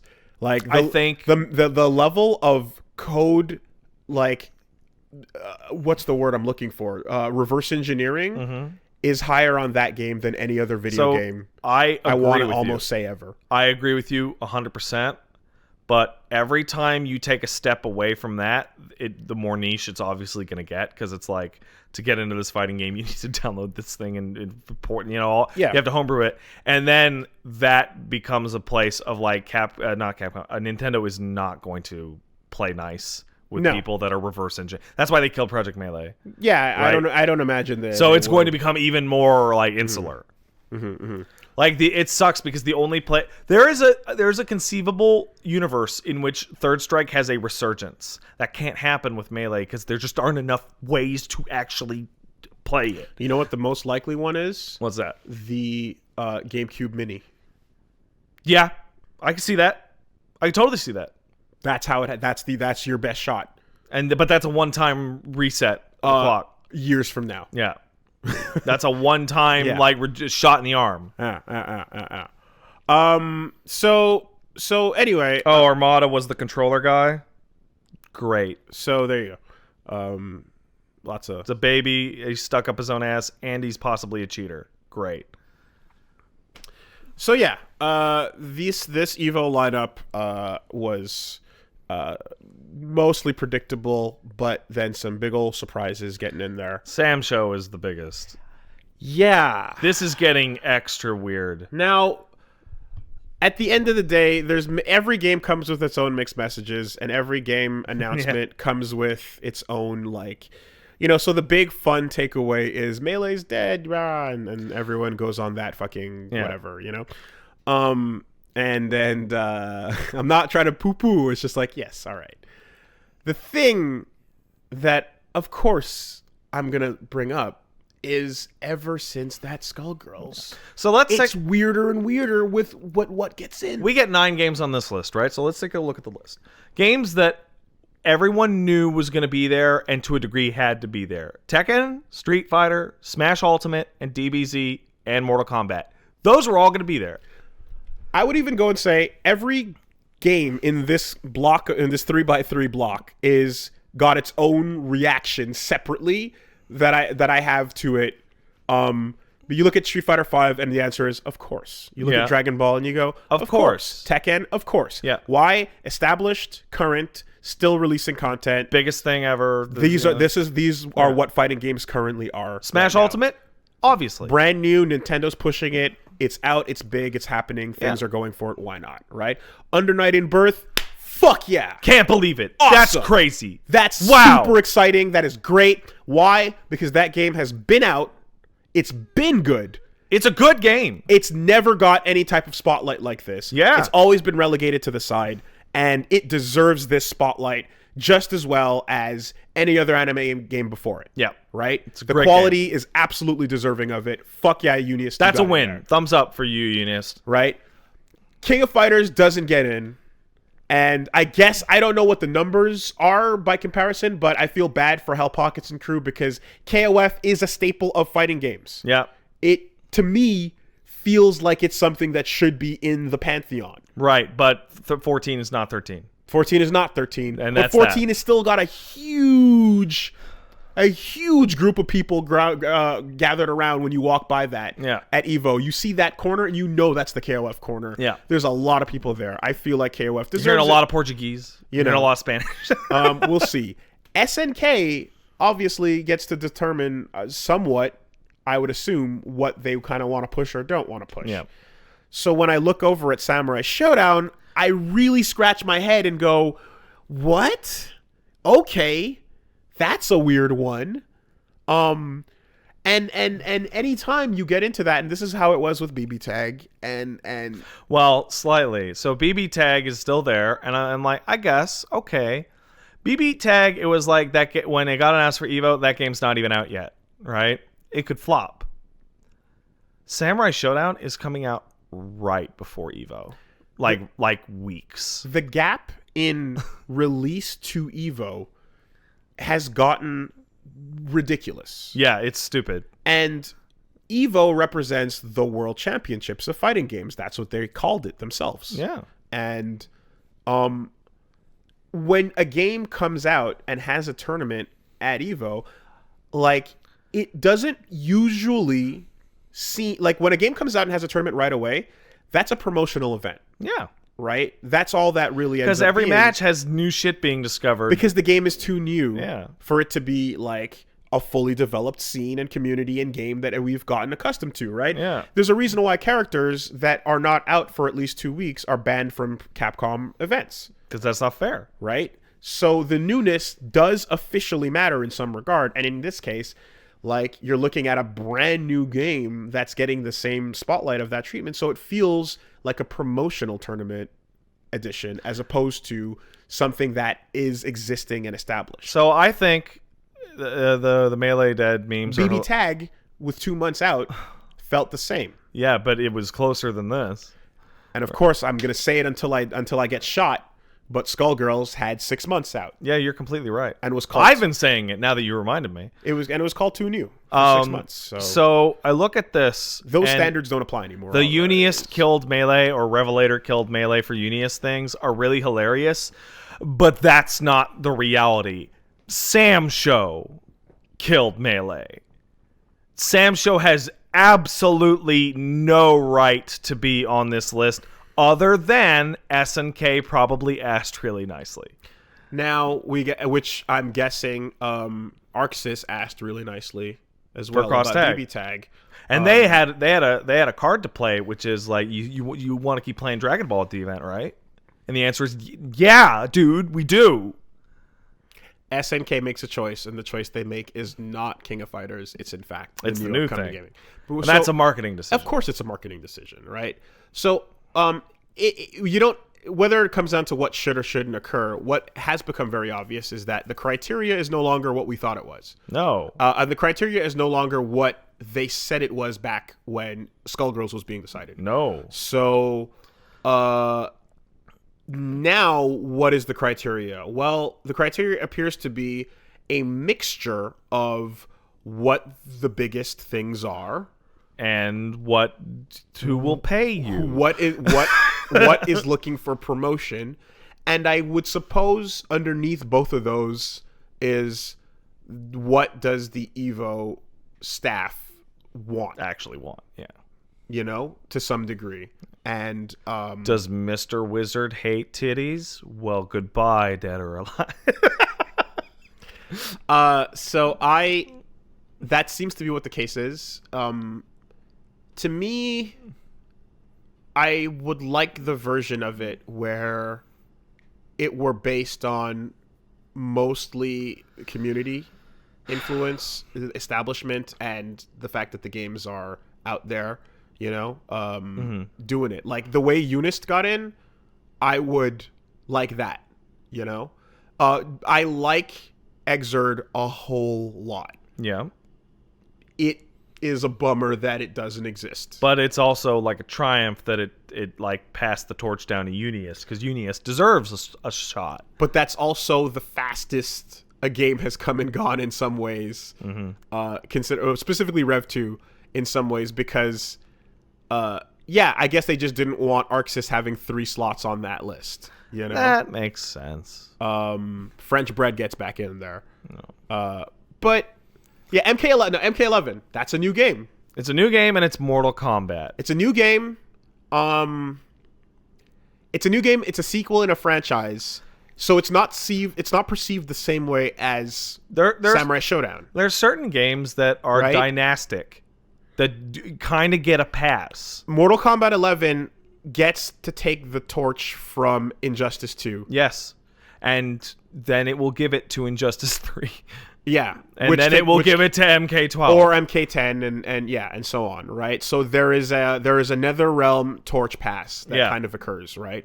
And that's where I guess I'd expect a KOF torch pass, but it doesn't. That's not the way it is, you know. So it's a little bit weird. It passes it in between SNK properties at the time. If someone wanted to argue and say, "Hey, why would you like MK11 shouldn't get treated any differently from Samurai Showdown?" I wouldn't fight it that hard. Because they're not wrong. It's just coming from the idea that, yeah, it kind of is that NetherRealm game. It's the next one, you know, but it's still new. Yeah. And here's the really, really like, I don't want to. How do I put this? I think it would be very interesting to find out what would happen if something like, say, because BB Tag came out and turned out to be good. It would be interesting to see what would happen if, say, Samurai Showdown turned out to not be a very good game. And let's say it came out and ended up being like a trash fire and like a joke at Evo. It came out like Samurai Showdown Sen. Yeah. Okay. Then it would be interesting to see how the future plays out for that and how the reaction goes, because it ends up being one of those things where it's like, okay, this promotional thing then blew up in a negative way. And let's not forget that Pokken was at Evo. Yeah, I remember. Hey, grab a random fighting game player in your mind that would play Samsho. Anybody. I just need a name for an example. SNK players? What's his name? Jesus Christ. You're thinking too hard about this. Yeah. Well, Justin Wong's playing Samurai Showdown. Sure. Wins the tournament. Like, hey man, what do you? Hey, no, Maximilian. Yeah. No. Let's use Jay Wong. Sure. He wins the tournament. It's like, hey Jay Wong, how's it feel to win the Samsho tournament? Yo, this game's trash. Oh, if that were to happen, yeah, like. Yeah, I won because this game's stupid and broken, and like I just cheesed it out with this crap you can't beat because this game sucks. Oh, you okay? mean, Bye. Oh, you mean Mike Watson 2008? What happened there? Go. there's these really bad. Oh boy, there's interviews. Street Fighter. It's literally the year before Street Fighter, the year before fucking Street Fighter 4 came out. There's like 2008, like that deep in the game, and it's before the resurgence of the FGC. And like there's interviews where Mike Watson is just trashing everything and everyone and like placing extremely well, and you're like, couldn't hold the thuggery back for 12 months. Maximum thuggery up to 12 months prior to the esports era. It was really, really funny. Because, like, the reason I say that is because if this is a promotional opportunity, having the winner go, yeah, I don't really like this game, fuck that promotional opportunity. Yeah. Similar things have happened with, like, Chris G. Yeah. So, that doesn't... It's a risk. It's a risk you run. And so you always understand, like, you know, things like Nintendo running their Pokken and ARMS event to promote the thing with the World Championships coming back. And you understand, like, the company themselves kind of doing these things. Evo has, it just always had it's had a different, like, understanding of that because the prestige of it being the North American, like, finals has been, like, I guess... Now it's the World Finals. Now it's the World... Yes, but, I mean, we have to now think about it as there are going to be promotional tournaments there are corporate interests involved. There are corporate interests involved. And they can't not be because it's about using corporate things to play the... Like, you know, like, it's not like... And it's the equivalent of Capcom owns the idea of a football. You can't play the Super Bowl without Capcom's go-ahead in that respect.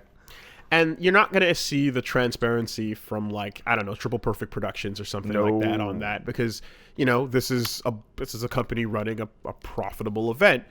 What I think will be telling, of course, will be when the time comes and the stream is up and running, pay attention to who the sponsors are. Yeah. Pay attention to the multiple sponsors because every week and every event and every stream has a ton of ad breaks for various companies and stuff. That's right. And I think seeing who's sponsoring it will clue in sort of like where some of this came from. Are there a bunch of ads for Samurai Showdown in the middle of the tournament? That's telling. Possibly. You know, we'll see. You know, and you know, I mean, you're allowed to do that, but sure. My preference is that Unist style communities that have existed with a good game that is established. I feel like those should get precedent because they deserve the spot. I feel like that's the most deserving. Here's a really cynical take that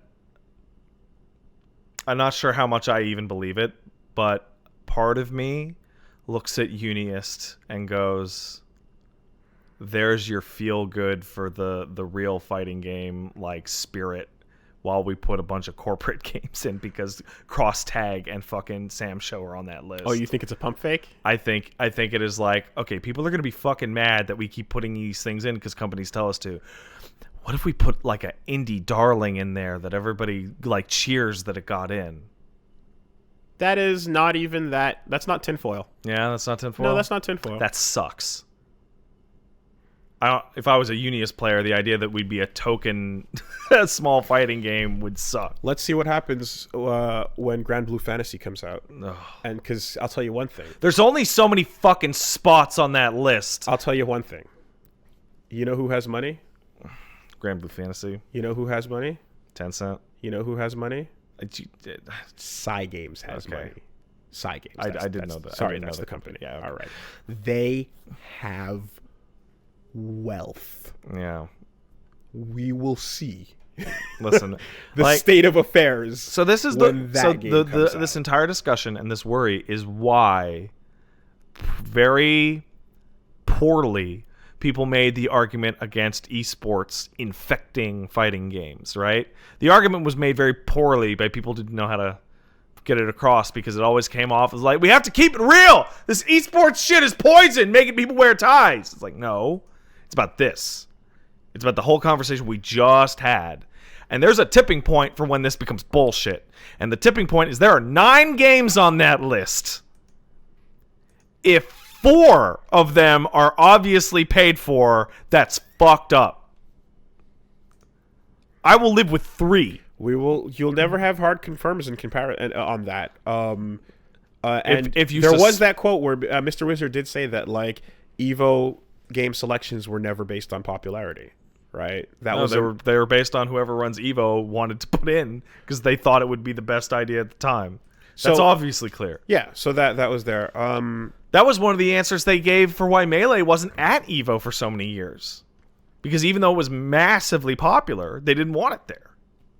Because the communities were totally separate. Yeah, and it's almost like the funny thing too is the inclusion of Melee or not Melee or Ultimate or 4 or whatever over the times has been treated not unlike characters being revealed in Smash Brothers. Absolutely, it's the feeling of a slot being taken. Absolutely. In this case, however, it actually is a slot being taken. There is only so much time. There's 9. There's only you have Saturday and you have Sunday. And you've got early Sunday is the game that kind of gets screwed over a lot of the time. And then it's like, well, and then that's going to be Unist. Yeah. But it'll get to be there. And you'll get to say, one person will get to say that they are the Evo world champ at Unist. Yeah. I made, unfortunately, I can't find it now. But I Cross tag is apparently on Sunday. That's weird. Oh, found it. Perfect. Thank you for talking just long enough. I try. To find this image right here. What is this image you're describing? Evo over the years. Oh! You made this? No. I didn't make this. Oh, okay. This is fascinating. Right? This was on our Kappa. All right, so 90... Evo through the years, but with the companies instead of the games. All right. Okay. 96 is 2 Capcoms. Capcom. 2000. So that's Battle by the Bay. Yeah. Right? 2000 is 5 Capcoms. 2001 is 4 Capcoms. 2002 is 3 Capcoms. 2003 is 4 Capcoms, 3 Namcos, 1 Arxis, and 1 Sega. That's a big year. Same exact layout for 2004. Same layout for 2005, set minus 1 Namco and minus Sega. Sega's gone. Yeah. By Virtua Fighter.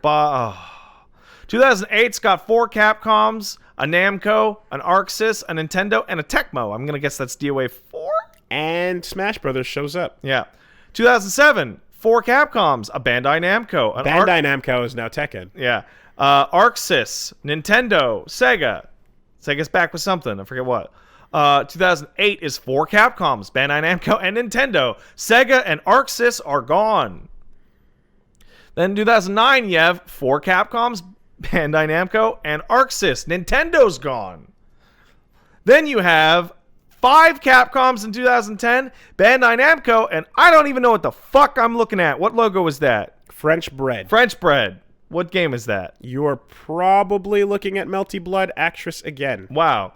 Then 2011 is really weird because it's 2 Namcos, 2 Arxis, 1 Nintendo, 1 NetherRealm, 1 SNK, and 1 French Bread. And when you look at it like this company list is actually an amalgamation of all entrants and evened out as equally as it has ever been. It is the most diverse it has ever been, minus Microsoft Studios. Which, I mean, Killer Instinct's kind of over with at this time. Sega, well, not for Combo Breaker, but... Well, yeah, but in general. And Sega... Because Virtua Fighter hasn't had a new release since Final Showdown.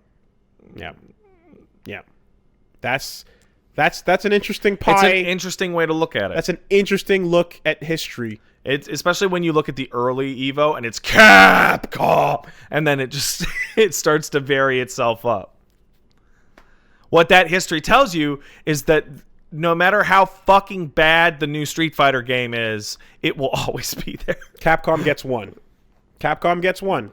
No matter what happens. They're not allowed to not get 1. Yeah. Yeah.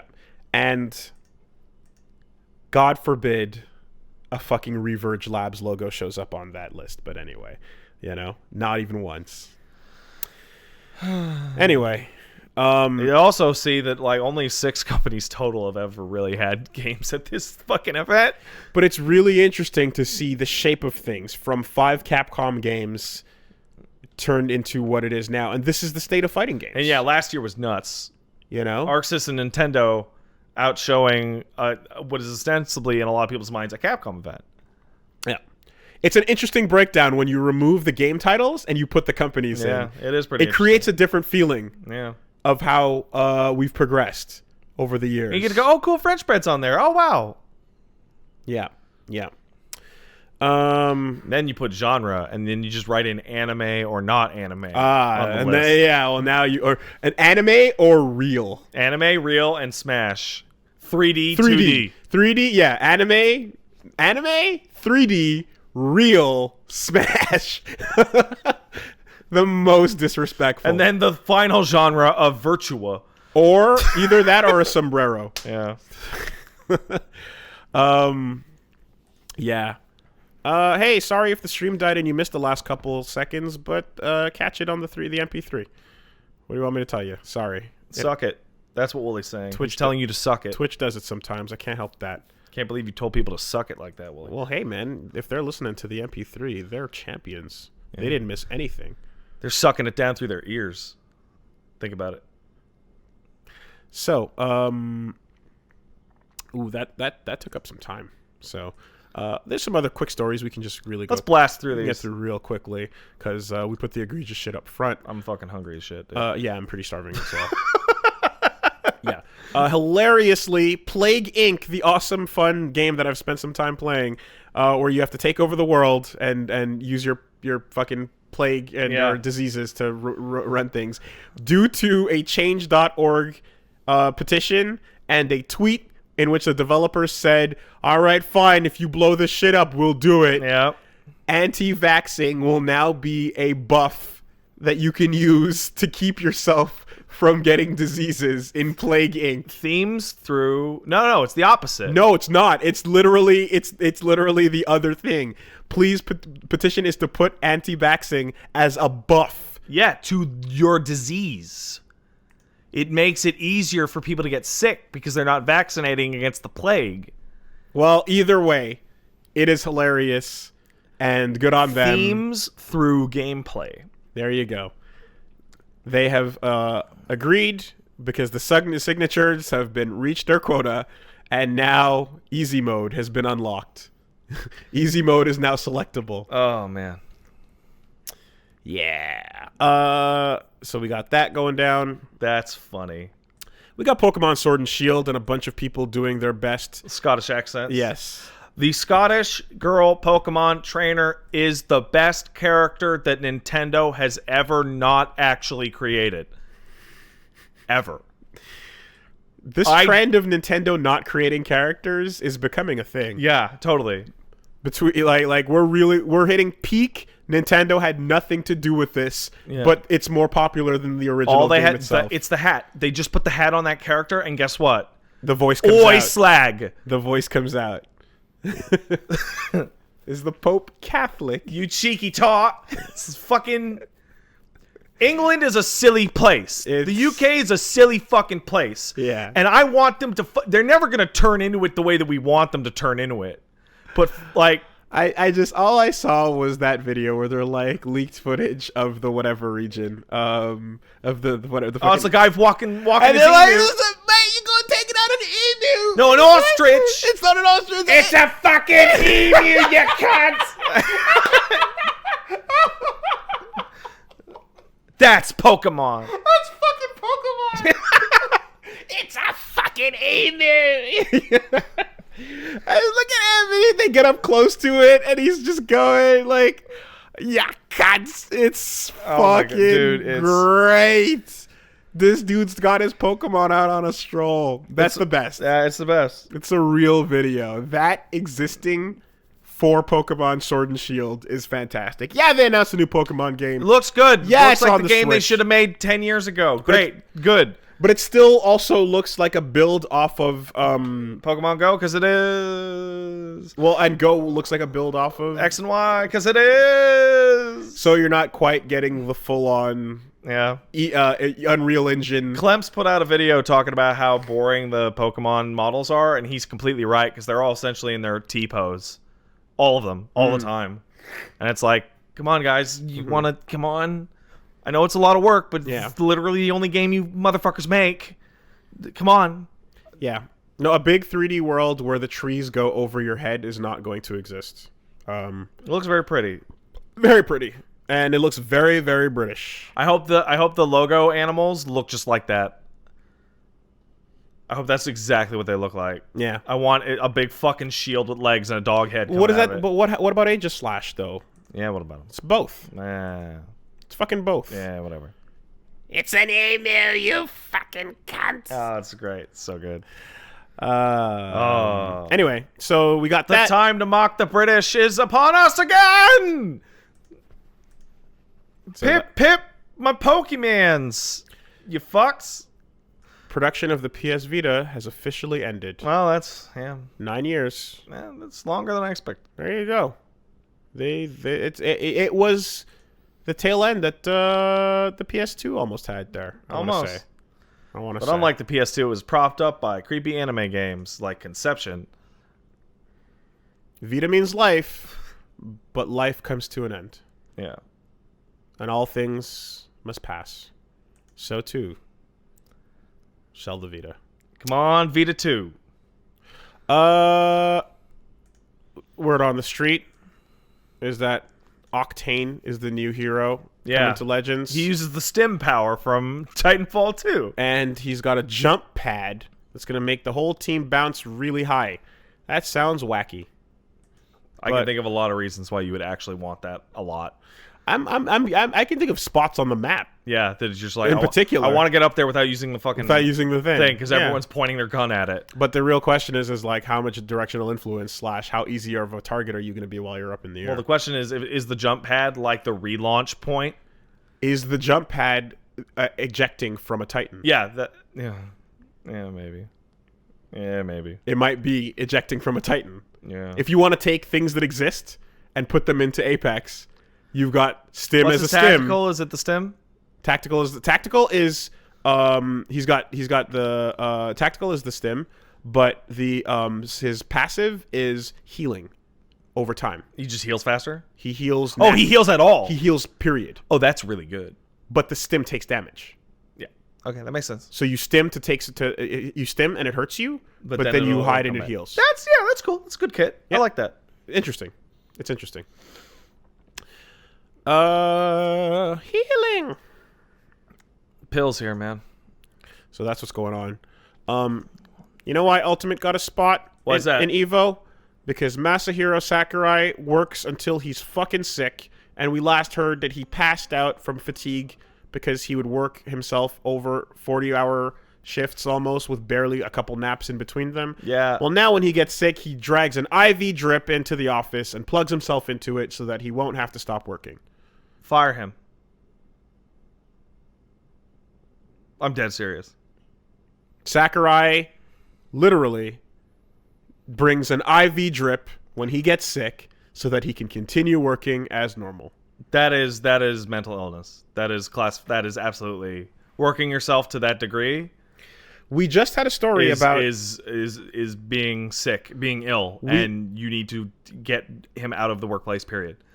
We just had a story about how 13.5 years is the average Nintendo employee's and how they're paid pretty well. They have good benefits, career length. You know, they're not really committing to overtime beyond excess. They don't even on average work 8 hours a day. Yes, in fact, there's a very, very healthy 7.5, I want to say, or less sometimes for a lot of people. On average, a lot of Nintendo employees are working very healthy. Yeah. Sakurai worked himself to collapse and recovered, and now is committed to the point that, as he said himself, he no longer works those excessive 40-hour days. What he says is now he's down to 10 minimum. Sorry, not 10 minimum. Now he's down to 10 hours tops. But yes, him carrying a fucking IV. It is the and he gets 2 days off per week. He does 10 hours per day. He takes 2 days off per week. And if he gets sick, it is the professional and moral responsibility of whoever is technically his boss. Bowser? Whatever. No, that's whoever's that's directly above him in the building, in Japan, right? Yeah. To go into that office and tell him to get the fuck out of there whenever shit like that is going on. Have security escort him out. Get the fuck out. You're going home. You don't got to go home. You just can't stay here. Yeah. So even with those 2 days that they're talking about, that's still a 50-hour work week if he's doing 10 a day. That's bad. Especially since he's probably lying. Right? The workaholics tend to fucking...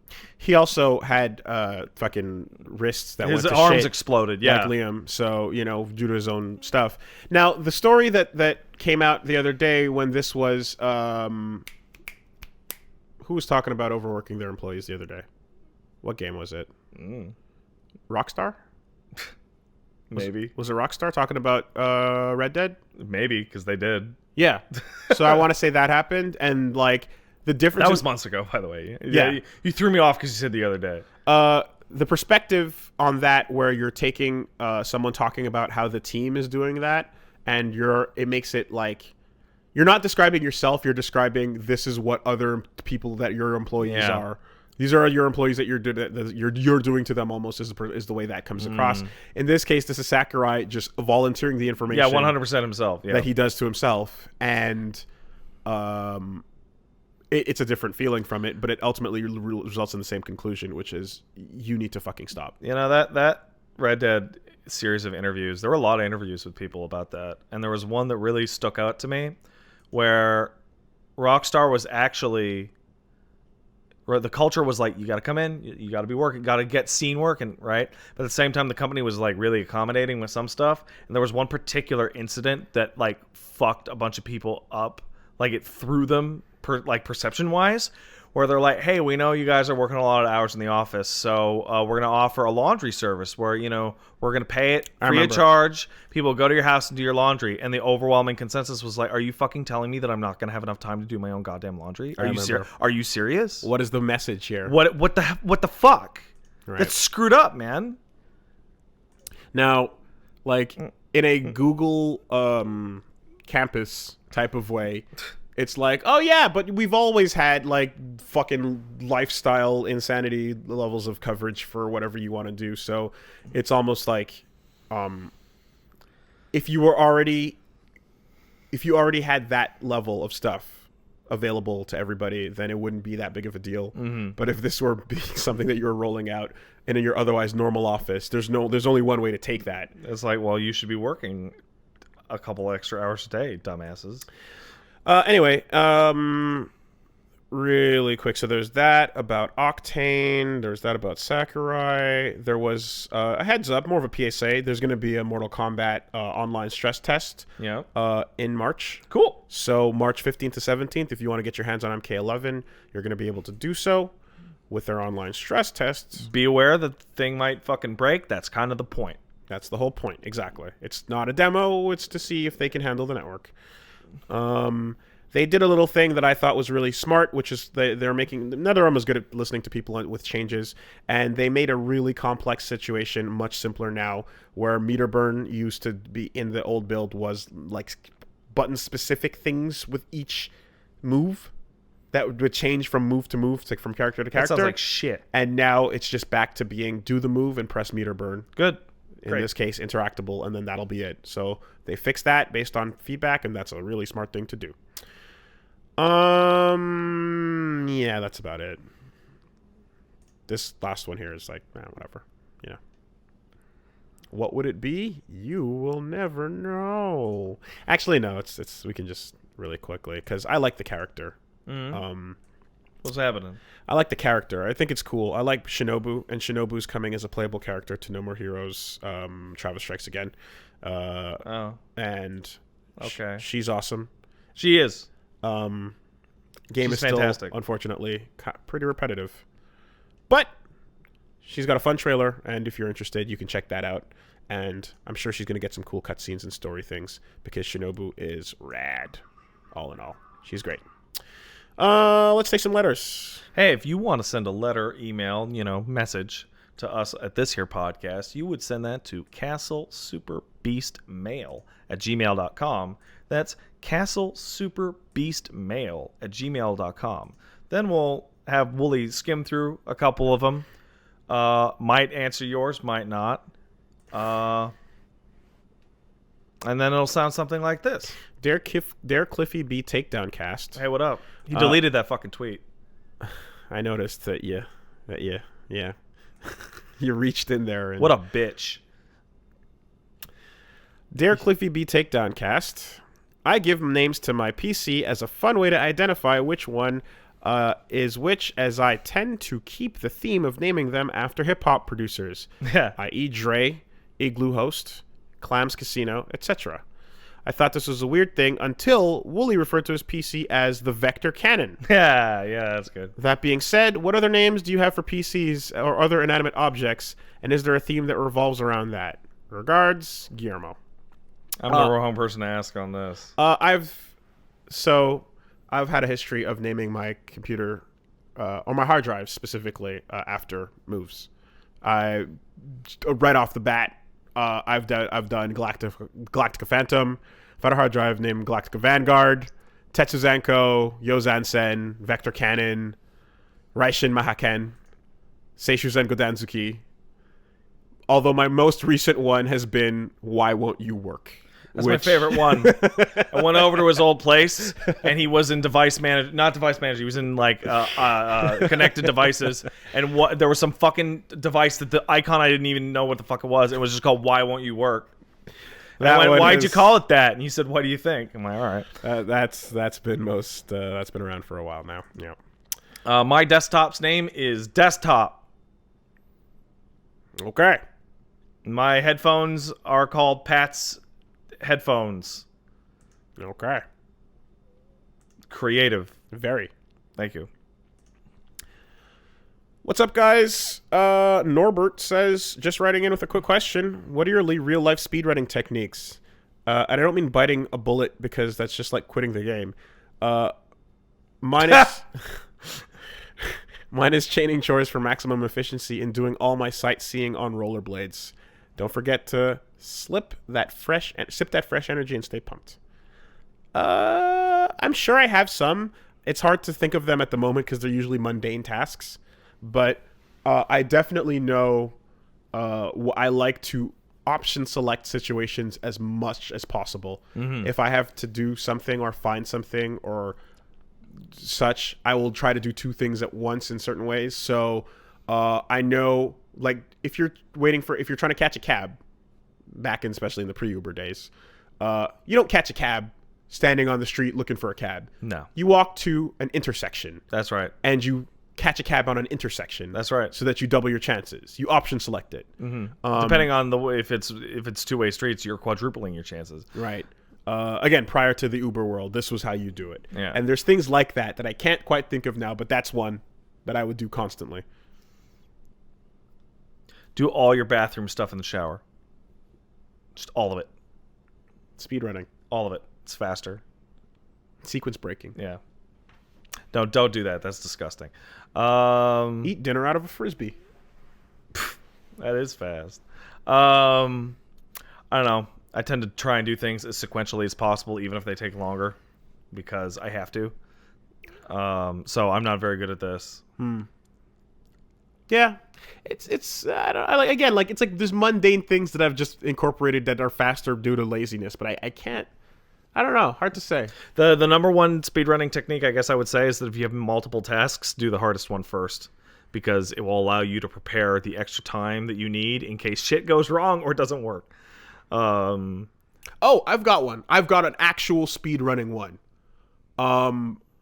I like to it depends on how messy the type of food is. This does not apply to anything wet or like that needs obvious containment. Mm-hmm. But if you're heating up food that is not that messy, use instead of a plate, if you use like a paper towel, it heats up way faster. Really? Because the plate absorbs heat. Oh, yeah. And it takes away from the thing. That is right? Food specific, because the paper towel can just fall apart. So take a slice of pizza, put it on a plate and heat it up, put it on a paper towel and heat it up, see which one heats up faster. Also, the paper towel isn't going to be fucking scalding hot when you go to take it out of the microwave. Exactly. Way quicker. So literal speedrun tech there is using paper towels for certain foods because the plate is, one, burning your hands when you take it out, and two, cutting into the heat that should be going into your food. Mm-hmm.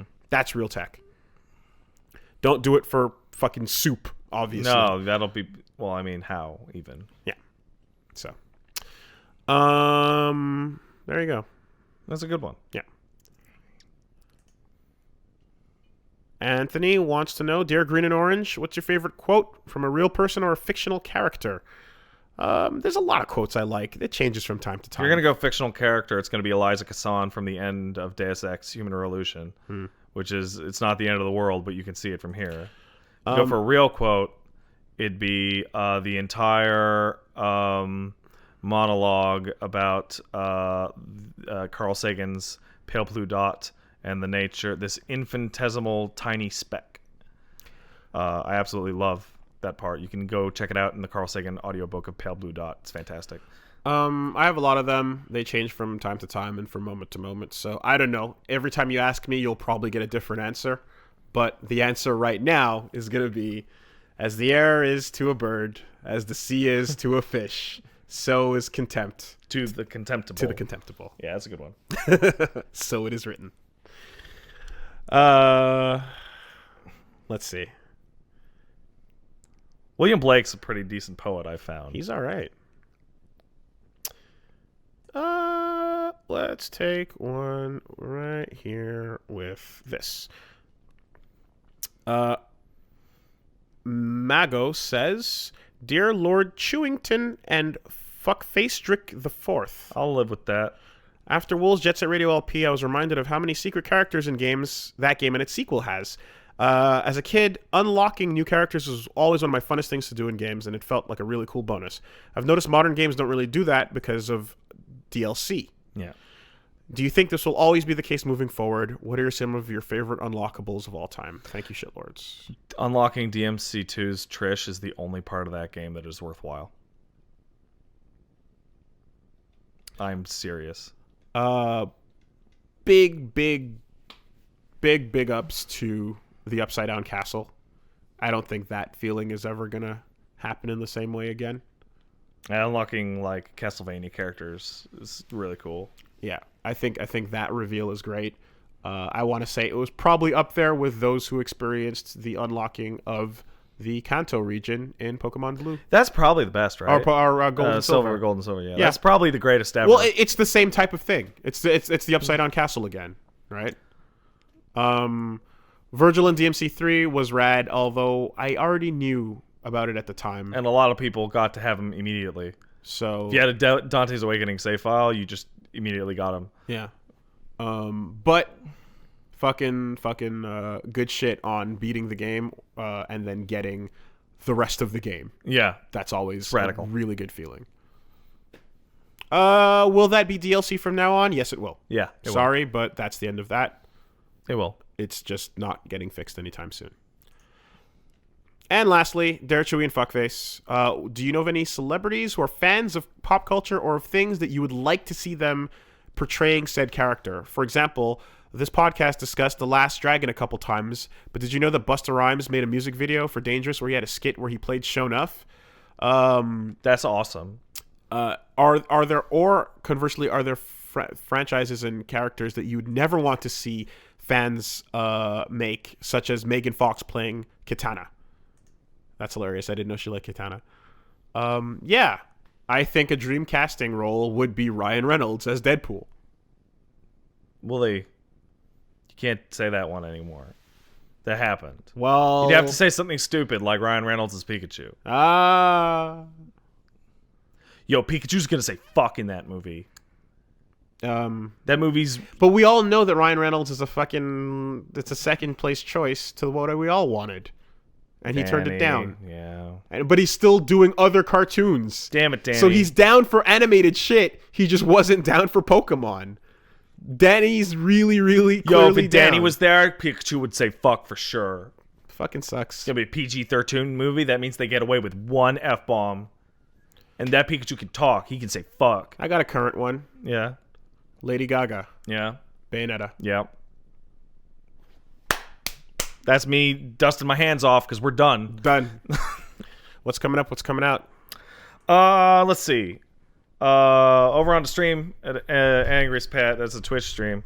I'm gonna be doing fucking Yakuzi's in New Vegas, Tuesday, Wednesday. Then on Thursday, I'm gonna be playing a mystery game. What could it be? And then on Friday and probably Saturday, I'll also be streaming DMC5. So get excited for that shit, especially the mystery game. I'm more excited for DMC5. It's a mystery. What All about right. you, Wolves? Jet Set Radio just wrapped up on Wooly Versus, so we're going to be moving on into Wooly and Austin play PlayStation demo discs. Which one are you starting with? We're starting with the PlayStation demo disc. Oh, the first one? That's what it Is is. that the one that has Armored Core on it? It does not have Armored Core, but it has Omega Boost on it. What? That's crazy. Mm-hmm. And then, we're going to continue with Resident Evil 2. We're going to continue with JoJo. A couple one-offs are always on the board. And then, of course, later this week, we will be starting the Devil May Cry 5 LP on the channel, so that'll have a slot as well. So we'll have a nice rotation of some hot shit coming. We've your also way. determined how we're going to run that. Wooly, you'll be taking control of a certain Nero and a V-Man, and I'll be playing the Dante sections. There you go. So that's coming out, Wooly Versus on YouTube, and on the Twitch stream, I believe, tomorrow's Get Into Fighting Games, I'm going to have to cancel, unfortunately. Not going to be able to make it this week due to prior engagements. However, we will, of course, be back next week, hopefully with some fun stuff and guests in tow. And Saturday, undecided. We'll see. Could maybe depends. Got to talk to you. Got to talk to other people. Got to see what's going on. Saturday, I'm probably going to be streaming DMC5, so I might not be available. Fair enough. Very understandable. With that said, That game's going to be hot, man. Hot.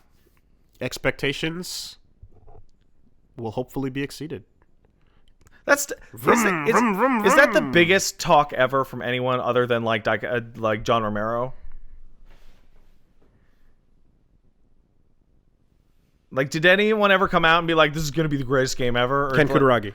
Okay, all right. Yep. Okay. Crazy Ken. Yeah, you're right. Can't touch it. Toy Story shit Can't touch it. in here. All right. We'll see you guys later. See you guys. Bye.